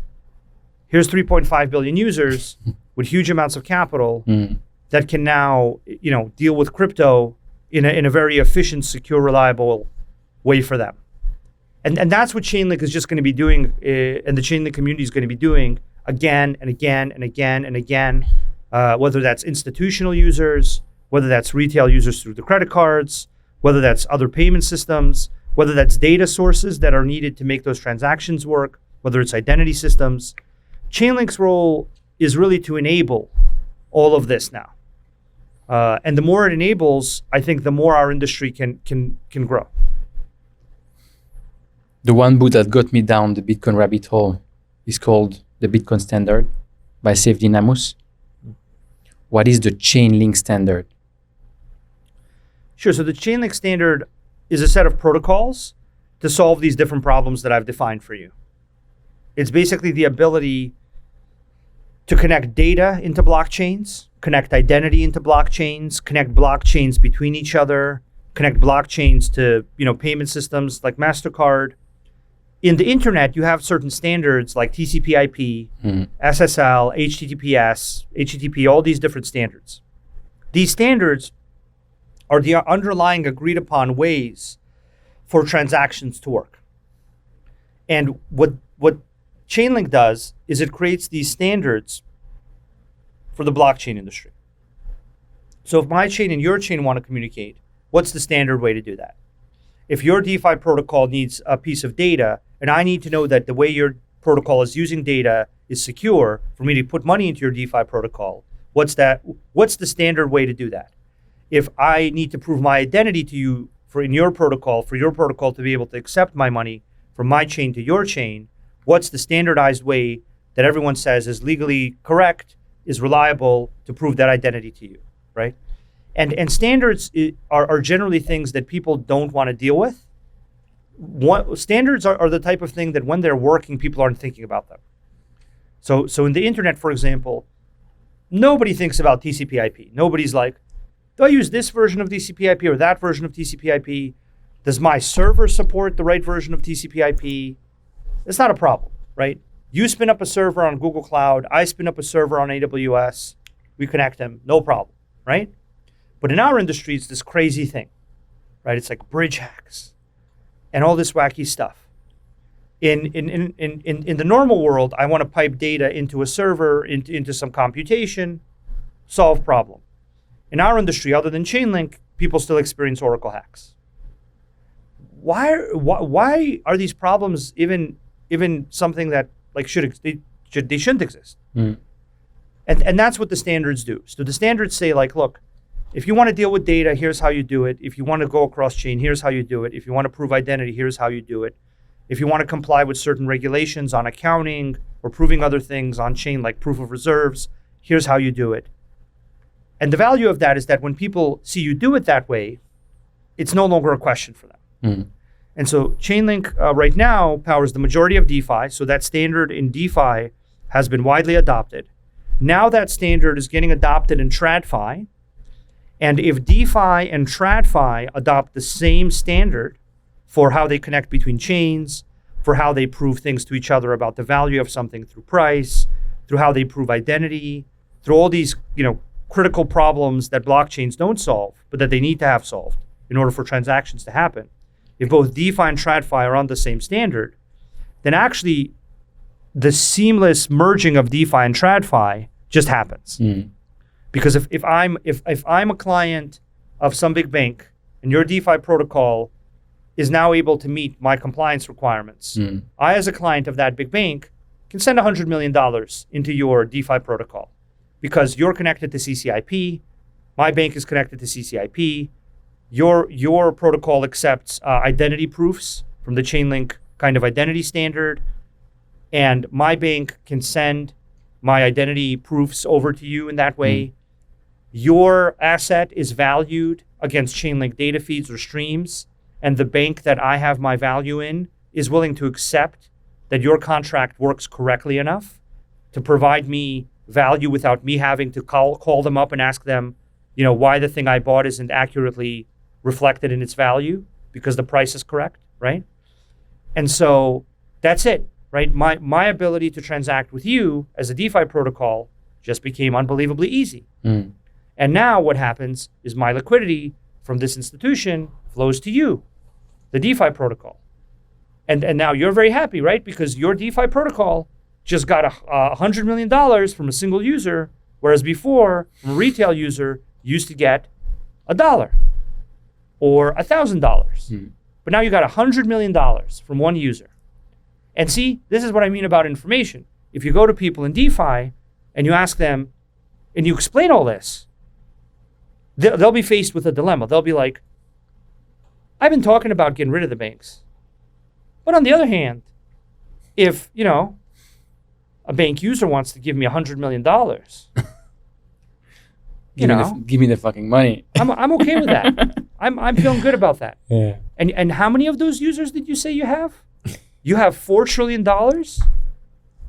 Oh, that's interesting. So you're telling me that if your users send me a very small percentage of what they have, I'll become like the leading DeFi protocol in my subset of DeFi? I see. Well, I think maybe we should talk more and find a way to get a portion of that 4 trillion into my DeFi protocol. So you see, this is where this is going. This is an inevitable thing. as long as the money is over there, and this place is driven by money, and the money's definitely over there, and this place over here is definitely driven by money. So that's the idea. Chainlink has a market share of 80% or over 80% on Ethereum. Majority of decentralized finance space. And you mentioned now that you're, I'm not sure it's the right word, but taking over the entire traditional finance world. That's the right word. How does Chainlink take over the entire traditional finance world? By providing secure, reliable systems that allow people to get to market sooner and generate value for them and their clients. That's it. So the secure and reliable guarantees that Chainlink provides, no other similar system provides. They just don't provide. We can go through every single system and we can explain. This system got hacked for 300 million. This system has no private key security at all. It's probably going to get hacked soon. This system has these other 6 problems. And actually the individual independent audits of these systems keep finding the same thing. Basically in their audits, they're like, oh, your system has these risks. Here's Chainlink CCIP, doesn't have any of these risks. And the DeFi protocols, some of them, move quickly and sometimes they don't realize this. But the TradFi people, they really realize this and they really care about this. So the first thing is secure, reliable systems. The second thing is providing value to these institutions. And what does that mean? Well, it means 2 things. It means they can get to market quickly. They can get to market with limited complexity. How does that look? Well, Chainlink's ready to go. Chainlink's already connected into a bunch of your counterparties' chains. Chainlink's already connected into the data sources that you want to use as a traditional financial institution. Chainlink is connected into your identity systems and sources. Chainlink is connected into your messaging system for Swift messages or whatever else you want to do. So Chainlink is ready to go. By the way, everything I just said, there is no other platform right now that does all that. You can find an Oracle somewhere that'll give you some data unreliably. You can find some Oracle somewhere that'll give you some cross-chain, probably in a very insecure way. You can find you can cook up some Oracle that might connect you to an identity system. There is no platform where you can do all of those things. And even if you combined all 3 of those things, your counterparty would probably have a very big problem with 1 or 2 of them because they wouldn't want to trust it. So your challenge is, how do I build a highly reliable TradFi transaction? How do I build that TradFi transaction in an efficient way for me, which means I want it all in one platform? And then how do I show that TradFi workflow back to my counterparty so that they're willing to accept it? And so Chainlink is the only thing that does that. And so you're going to get to market, you're going to be secure and reliable, and you're going to be able to build it all in one system. The really crazy thing is the Chainlink Runtime environment. So the Chainlink Runtime environment is a super next level thing that, if that works, then it's going to be pretty mind-blowing because developers are going to go from building these advanced smart contracts over the course of like months or weeks to days or hours, which is the type of thing that Ethereum did for the early days of smart contracts. But now the smart contracts have become so unbelievably complicated that you can't really build a smart contract on any one chain. You have to build a smart contract across multiple chains with multiple oracles connecting it to multiple systems. And the CRE is going to really simplify that, I think. At least that's what we're seriously pushing for now. And there's already a number of institutions using the CRE, some of which we've announced with. So it's pretty serious stuff. So the idea is not only to be extremely strong on the technological side, but now that if we're very practical, thinking, okay, where are the flows coming? Traditional finance.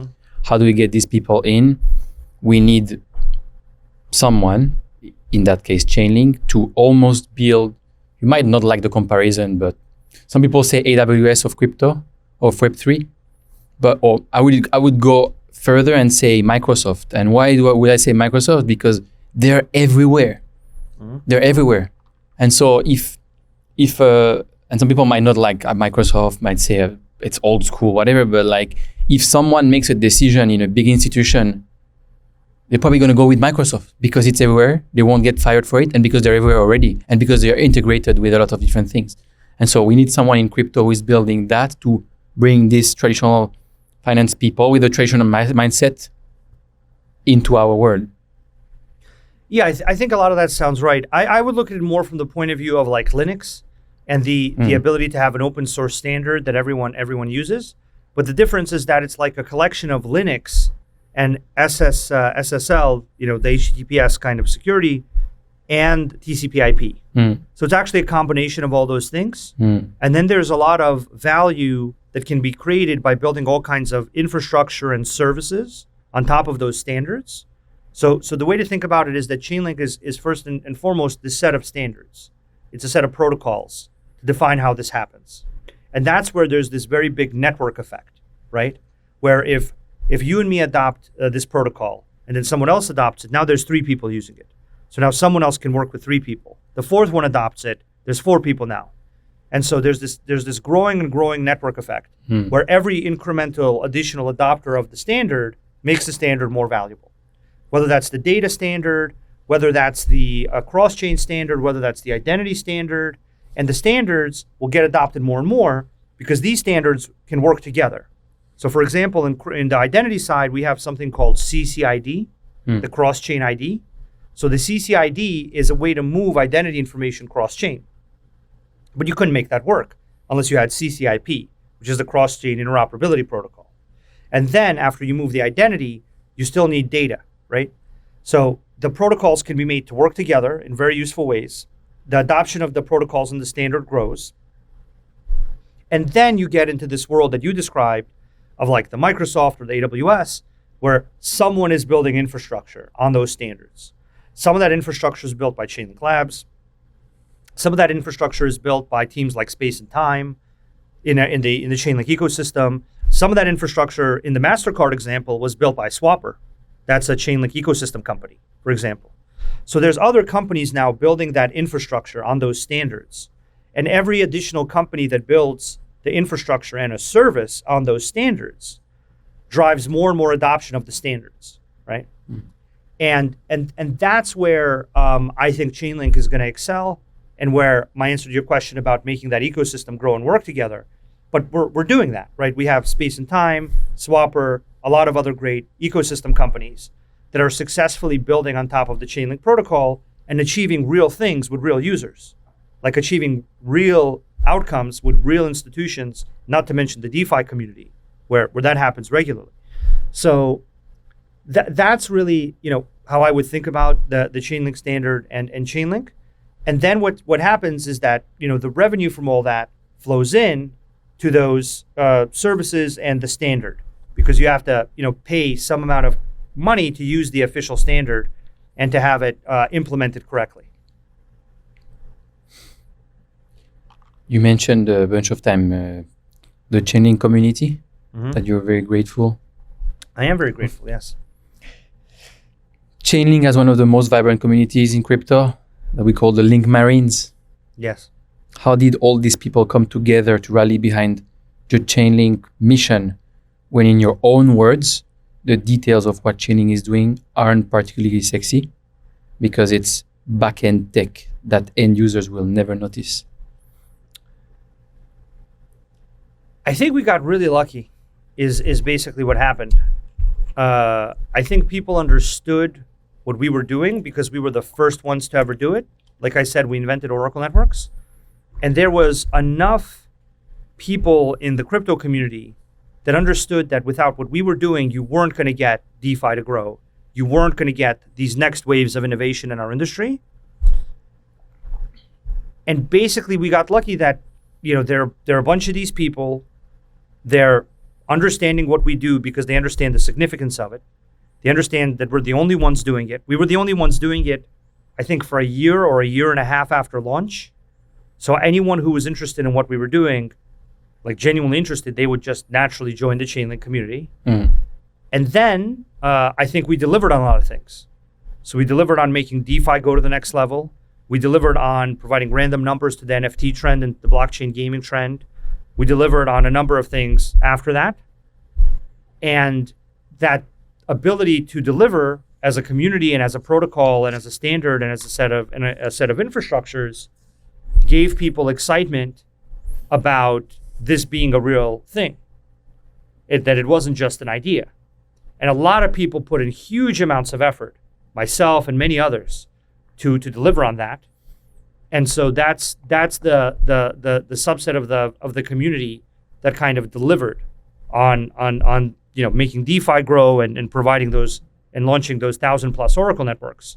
But then there's another subset of the community that did a lot of education, explained the value of oracles, explained why the security of oracles is important. And a lot of their explanations and views were validated because that ended up being true. Because a bunch of other people that didn't use Chainlink got hacked.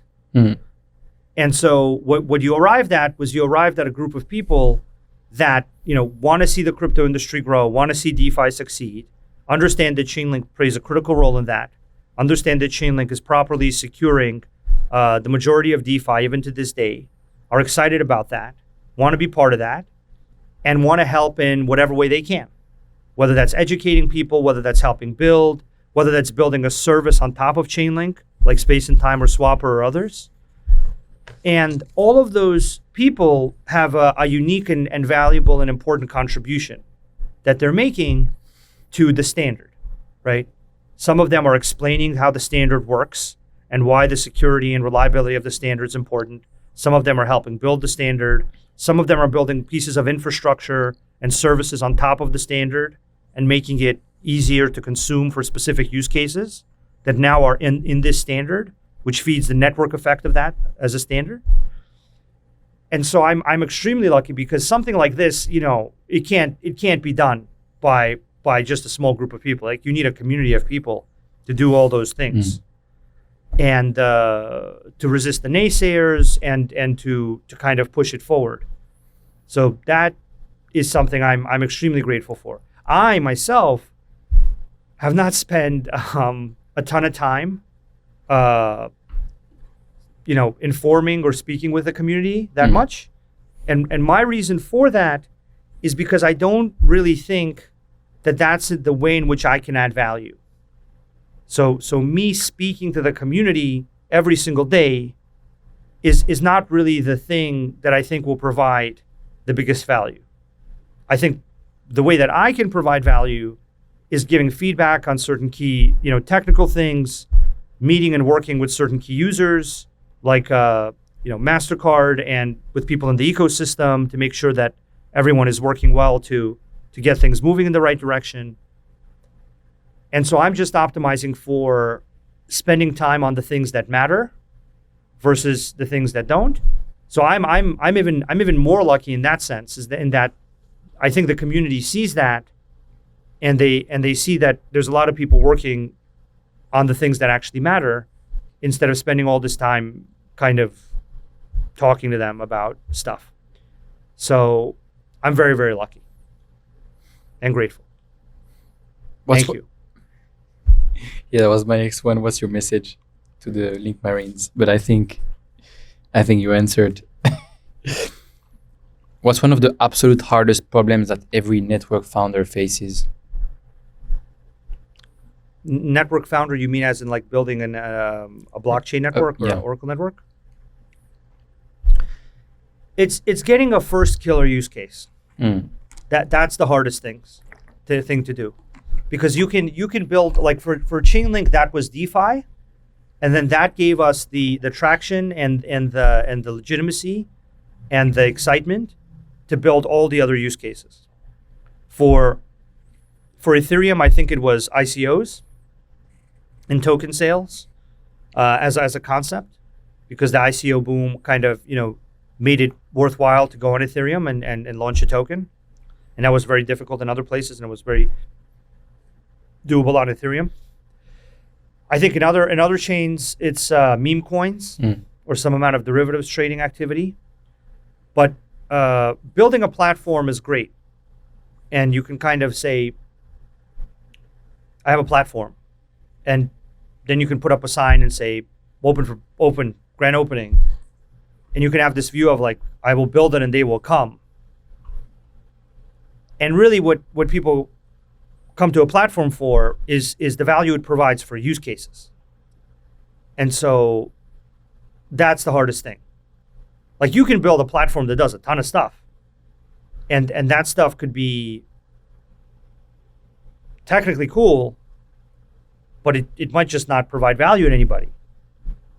And so if there is no killer use case for your platform in the beginning, your platform is just going to remain a set of interesting ideas. So that's what you need. You need that initial killer use case. And Chainlink got that through DeFi, which is actually why we're so immensely grateful and supportive of DeFi. Like, we actually do a lot of work to help DeFi in many ways. We're doing a lot of work in DC. We have all kinds of conversations about DeFi with a lot of really important folks, because we want to make sure that it fits into the new regulatory regime in a way that it can interact with banks and institutions, and that it doesn't have a ton of regulatory and other problems. So it's not even, I think, fully seen or known everything we do for the DeFi community. But even though I've been spending a lot of time talking about institutions and all that liquidity, that's also, it doesn't seem that way, but that's also something that we're doing to benefit DeFi, because that liquidity will flow into DeFi, right? So I would say that Chainlink will be kind of inexorably linked with DeFi as a trend and as an industry. And it will support that industry. It will help make sure that certain things about it work well from a technical point of view. It'll as a community act to make sure that if the DeFi industry needs an identity solution to work with banks, it'll have it. If it needs a good cross-chain solution to reliably move across chains, it'll have it. This is, I think, still at the core of the ethos and the thing that Chainlink is excited about. Even if the DeFi industry grew to 250 billion, didn't grow beyond, we are still all in the Chainlink community, I think, very hyper excited about DeFi and making sure that it's protected from bad regulations, making sure it has reliable systems. So it could seem that we're like really thinking about TradFi, and I'm thinking about TradFi. I'm the vast majority of my mental energy and time, but that's because that is going to be very good for DeFi. So I'm very grateful to the Chainlink community and to the DeFi community for working with Chainlink, giving feedback, and in many ways the DeFi community became part of the Chainlink community. And so kind of we I would say the DeFi community and the Chainlink community built this infrastructure together. So that killer use case, everyone will remember that killer use case if they make a platform. Like, I think for Twilio it was Uber, and for other ones it's others, but that's what you have to have. If you don't have that killer use case that's gonna use something from your platform like massively up and to the right, you got to find that thing. I read somewhere that you said, I think the pinnacle, or pineapple, I don't know who say that in English, the absolute fucking pinnacle of success for somebody building this type of infrastructure is that they build something that becomes a public good that is important to how society functions properly. How can crypto networks become a public good if Ethereum has Vitalik, Solana has Anatoly, Polkadot has Gavin, and Chainlink has Sergey?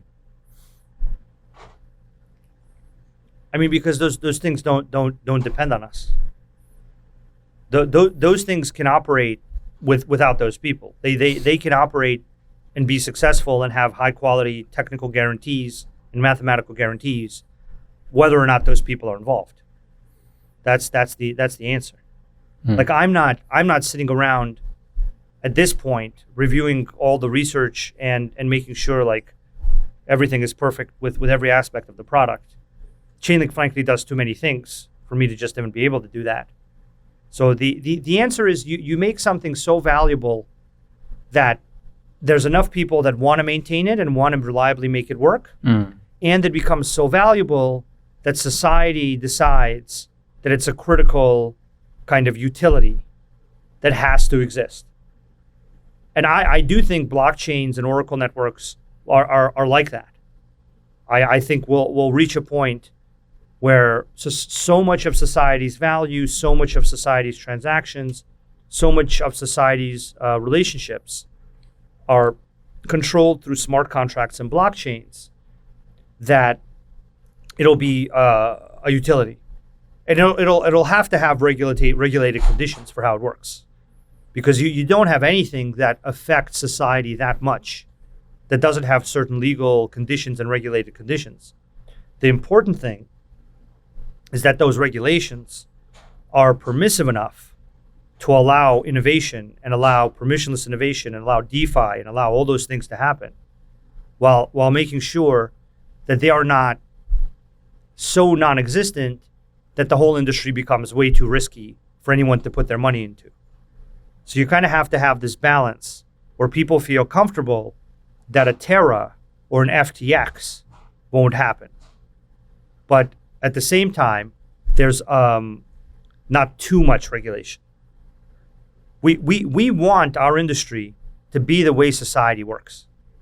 That's what if we all had the same information, if we had all the information I have, my view is that everyone in our industry would want all of this technology to become like a utility that society doesn't function without. And it's regulated very lightly, but just enough so that everyone is comfortable with it being the way society operates. And that's what mainstream adoption is, right? Because people will say, I want mainstream adoption. I'm like, okay, great. What are the preconditions for mainstream adoption? This is a real precondition. There's other preconditions like security, reliability, a better user experience, ways to have direct control over things that aren't such a crazy user experience. But this is definitely one of the key preconditions. I mentioned Ethereum has Vitalik, Solana has Anatoly, Polkadot has Gavin, Chainlink has Sergey, and I left out Bitcoin, who has Satoshi. Some people believe you're Satoshi Nakamoto. Why? I don't know why. I think it's because I was really early in this industry, and I was messaging about stuff, and I was just like super early, and so people just tried to make some conspiracy theory.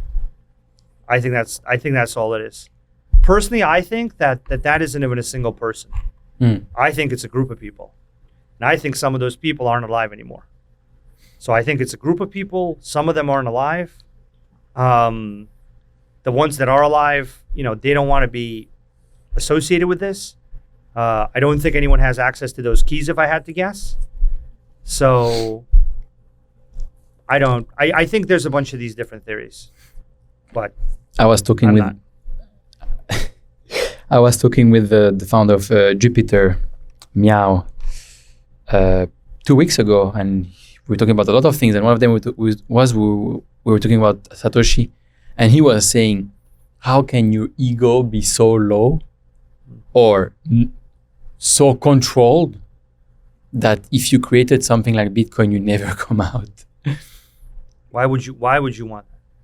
Why would you want people to bother you about it? Whoever you're talking to, I think they think that like having a bunch of people want to talk to you is a good thing. Having a bunch of people want to talk to you is not a good thing. I have a bunch of people that want to talk to me, and I really appreciate that they want to talk to me, and it's really nice that they're interested in what I'm doing. and I wish I had the time to talk to all of them, but I don't. And so I have to like prioritize the stuff I'm able to do versus talking to all of these people. But even for me, in my relatively like small corner of the world, in my relatively small part of this whole thing, which is our industry, it's fucking overwhelming when people want to talk to you this much. So I think any person, if they were to really think about it, do I want a bunch of people wanting to talk to me because they think I'm this person? The answer is no. I don't want these people to talk to me. I appreciate you taking some time to talk to me. My pleasure. Thomas Edison, this is on your LinkedIn. Thomas Edison said, genius is 1% inspiration and 99% perspiration. Yep. You're not Satoshi. No, Are you a genius? I mean, I don't know about that. I'm not sure. It depends how you define that. Probably under most definitions, probably not. Why do you have this quote on your LinkedIn? So ideas are important, but people overrate their ideas and the impact that having an idea will have on success. And what that quote basically means is that execution is the most important thing. And that's true. But I don't want to discount the idea. So the idea is important. You have to have the right idea. You have to have the right priorities. You have to have the right direction. You have to have that. But it isn't like a binary thing where you have the idea and you're done. Or you work on a bad idea and it's going to work out great. You need both. But really what happens is that a lot of the times the idea is going to morph. So I think the quote is inspiration. So I think for me, when I look at that quote, it's like, okay, you had a good idea. Now you're going to have to refine that idea. And you do that through, in this quote, perspiration, but in other quotes or other ideas, execution, right? So you had a good initial idea. Like the initial idea I would have is, this Bitcoin thing seems really cool. If I could just apply what Bitcoin does to a lot of other situations, that would be really cool. That's a good idea. But, that needs a lot of refinement. And I've been refining that for, approaching 15 years now. It's probably still some more refining to be done. So that's what that means. Yeah, it makes me think about all these people who, I would say, before starting their first company, or before, I would say, they will never start a company. But they say, oh, I have this idea, but I don't want to share it with you. And that's the one thing that they don't understand. Actually, I mean, you are actually nice by saying the idea is very important, but obviously the rest is much more. I would even say like the idea, yeah, it needs to be a decent idea, but it's almost worth nothing without the execution, right? And that's what all these people don't understand when they come and they say, I have an amazing idea. And I'm like, okay, what do you want to do? I can't talk about it now. I'm going to wait a bit. I think what almost everyone finds when they go and they start doing it, for the vast majority of these ideas, is that it needs a lot of refinement. Like they thought that everyone's going to like purple pasta. Like purple pasta is so cool. Everyone's going to want to eat purple pasta. And I'm like, okay, that's interesting. You seem excited about pasta. You want to go into that. Why don't you go figure that out? Like, why don't you go and talk to somebody who buys that and see what they say? And maybe you're right. Like maybe they do, but there'll be like 50 more problems to solve, right? So I think it's the refinement of this idea and the effort of doing that. And the fundamental problem that people have, which I understand and can lead to depression, is depressing. And I've had these kind of things myself, is that you're wrong. Or you're right about some part of it, but not another part, and you get discouraged. So this is where not caring so much what other people think and not getting discouraged is very important. Because you can have a great idea, and then in the process of refining it, if you get discouraged, you could have refined it for another couple of months, and it actually could have been great. But you got discouraged because somebody said something, and maybe they were right, and you just had to do a tweak, but you got discouraged. So that's the big challenge I feel people face, is this discouragement. What's an example in your journey where you got discouraged or so discouraged that you went into depression? Well, I'm sure I want to exactly talk about depression, but an example of that, well, basically every time I had to switch what I was doing. So when you had to do that hard pivot to something, but it's in the same industry, it's just like, okay, I'm not going to do blockchain messaging anymore, no crypto mail, let's do secure asset exchange. Oh, okay, secure asset exchange didn't work out, let's do smartcontract.com. Oh, okay, smartcontract.com didn't work out, let's go to the next thing, right? Every time you have to do that, you have to kind of admit a level of failure. And then you have to stop and ask yourself, like, what did I learn from this? Then you have to stop and ask yourself, what am I going to do next? Mm. And that's a painful process. If people were to think about with me about what the key factor in that process is, I think the key factor is not caring what other people think. So the thing that I've noticed is the people who are very sensitive to what other people think are the ones who quit the most. Because when they fail, the cost of failure for them is very high. Mm.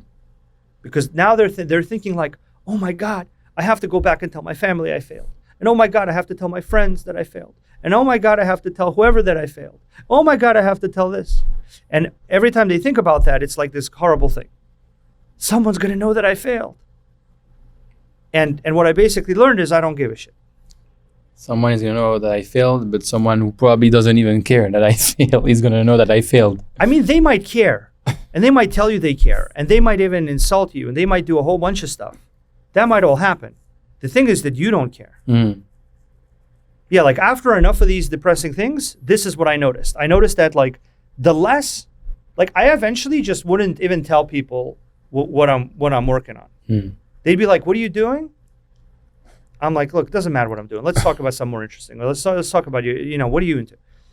Because I didn't even want to have these conversations. And once you and even the people that knew what I was doing, if they were like, oh, I don't think that'll work, be like, okay, thank you so much. I'm gonna go back to doing what I'm doing, right? Kind of worrying what people think when they don't have a very informed point of view is really the thing that messes with you the most. Mm. And then the nuance there is you have to make sure that you don't ignore the people that do know what they're talking about. So if somebody's like a world-renowned computer scientist, they come up to me and start talking to me about something, I shut up and I start listening. Because they're world-renowned computer scientists. And I'm gonna learn something really valuable from this person. Like almost without fail. But you just have to be very careful about that. Mm. That's the thing, by the way, I see getting the most people. Is they go out there and they tell everybody what they're doing, and then when it fails, the failure is like this monumental thing. And then they gotta explain it to others. I just wouldn't even explain it. I'd just be like, what are you doing? I'm doing crypto stuff. Or actually what I would do, I would tell them a crazy story, so they would leave me alone. I would be like, when I started doing stuff, they'd be like, what are you working on? And I would tell them, do you know what Bitcoin is? And they're like, and then many people would say it's that drug thing. And I'd be like, yeah, that's it. That's right, that's the thing. Like when they would, because they would just, at that I'm point. a drug dealer. Okay, done. No, I wouldn't say I'm a drug dealer. They'd Of be course like, not. That's the thing related to the drugs. And I would look at them and be like, is there any point of me even, am I gonna, what's the point of me explaining this to you? Because other people would do that. They would go into it. I'd be like, yeah, that's it. And you lose so much time and energy just trying to explain things or argue with other people, for sure. Yeah. I just don't argue with them, and I just avoid all this negativity. Unless I'm looking at them and I'm like, okay, you know something. Like I should talk to you. But there's just so much negativity and confusion and all this shit, and managing that and avoiding that is important. And a lot of people, they have this, they have the thing where they're like, well, let me hear everyone's perspective. If you hear everybody's perspective, your head's going to explode. You want to hear the perspective of the hyper-educated, hyper-predictive, hyper, informed people. And that's what you want. You don't want to like hear 50,000 negative views that have nothing to do with what's going to actually happen. You're gonna blow through a ton of time and get depressed. Like, what's the point? Are you happy? So I'm not really optimizing for happiness. I've heard that answer before, actually. Kind of put it that way. Yeah, I've heard people saying that. So optimizing for happiness is a little bit of a difficult thing. And Nietzsche, really helped me out with this big time. And I recommend people read Nietzsche, but with like a reader, like something that can help explain. AI can probably help explain. So the problem with seeking happiness, it's a little bit of an elusive thing. And what people do when they start hyper-focusing on am I happy or not, is they get into this like anxiety-inducing circular logic of like, I'm not happy because I'm not happy. Something's very wrong here. I'm unhappy. Oh my God, I'm unhappy. I'm not happy. Holy shit, I'm not happy. Oh my God. And just massive anxiety, right? And then they start taking depression medication because someone somewhere told them that A, being happy is like the point of life, and B, that they're entitled to happiness, which is the most fascinating idea on earth for me. It's just like, A, happiness is the goal of your life. B, someone somewhere, the government or your parents or someone, is supposed to be providing you this massive happiness. And like, if those two things aren't happening, something's wrong. By the way, none of that is true. Like, the point of life, in my opinion, is not to go be really happy. And by the way, even if it was, nobody owes you any happiness. Nobody's gonna give you any happiness. Like, your parents don't owe you being happy. Your teachers don't owe you. Your boss doesn't owe you being happy. Society doesn't owe you happiness. Like, this idea that people are entitled to happiness is this unbelievable confusion between the concept that they have rights. So they've confused the concept of like economic rights and the right to speak freely with the idea that somehow they have a happiness right and that something owes them this. So this is just fantastically damaging to so many people. This is what I think leads to this like crazy amount of depressive state and over medication, which then leads to huge hormonal imbalances, which then good luck correcting those. But basically, the thing I'm in it for is growth, personal growth. That's what I think people should be looking for. And it's a funny thing where once you go after personal growth, your view on a lot of things change. So like, is going through certain amounts of suffering for the sake of personal growth worth it? Yeah, it is worth it. Oh my God, I'm unhappy. Wow, look at this, I'm unhappy, but I'm experiencing large amounts of growth. Okay, that's a good deal. I'm happy, I'm fine with that deal. That's a good deal. I'm comfortable with it. And so now you don't have this problem of like constantly, recursively looping on like, am I happy today?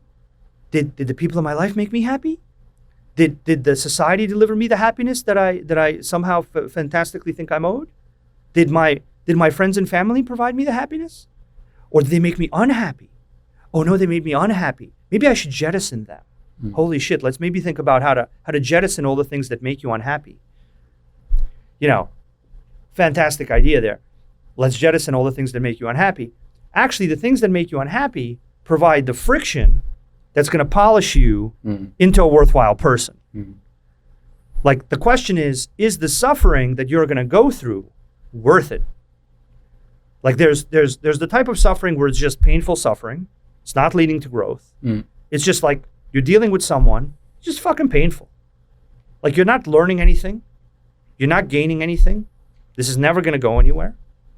Just fucking pain. This suffering, not so much. Thank you. That you can keep. Good luck. See you soon. And you walk the other way. The thing where you're working with someone and you're having a dialogue and you're disagreeing and you're like thinking through a problem, or like a user or some institution says to you, I don't need this shit. And now you got to spend 5 years running around with these people through like 2 or 3 cycles of employees that get fired and hired to finally get them to the point where it makes sense. That's worth it. A, because you get the outcome. B, because you know how to do that. Mm-hmm. And so what you get is you get an ability to deal with the world and its suffering in an effective way. You're not constantly recursively obsessed and inducing your own anxiety about like, do I feel happy? Who may be unhappy? Oh my God. And by the way, while you're doing all this, you're improving, right? And then you learn the skill of also how to improve. And this is really, I think, the pattern of most successful people that I know, is that the people that when they got hit with like a problem, it was like, oh man, this is so uncomfortable. Like, I got to deal with this shit. Like, oh, I got to deal with these people. I got to deal with this problem. Oh my God, I got to deal with this. This isn't really compatible with my happiness now. I'm not going to do it. And what they gave up on was a better version of themselves. Mm. That's what they lost. What they lost is being a person that knows how to deal with that shit. That's what they lost. They lost whatever they were going to get from dealing with it. But really the most important thing they lost is being someone who knows how to deal with it. Mm. And they're not getting that. And so the next time they're going to be in that situation, they're going to fail again. It's going to suck for them massively. And then that situation, chances are, it's going to happen again. And they're going to fail again. They're going to have that pain. So really the best thing is when you encounter this situation, just go through it. Mm. Learn how to go through it. The next time you encounter it, you go through it again. You don't have the pain. And you know how to do it. That's the thing people should do. That's the good thing. And then you'll have all this great overcoming and growth. You know, read Nietzsche and he'll explain it to you and it'll be very nice. I'm a big fan of that. I feel good about that. Thank you so much, Sergey, for being so real and so passionate. Sure, my pleasure. That was an amazing conversation. Thank you.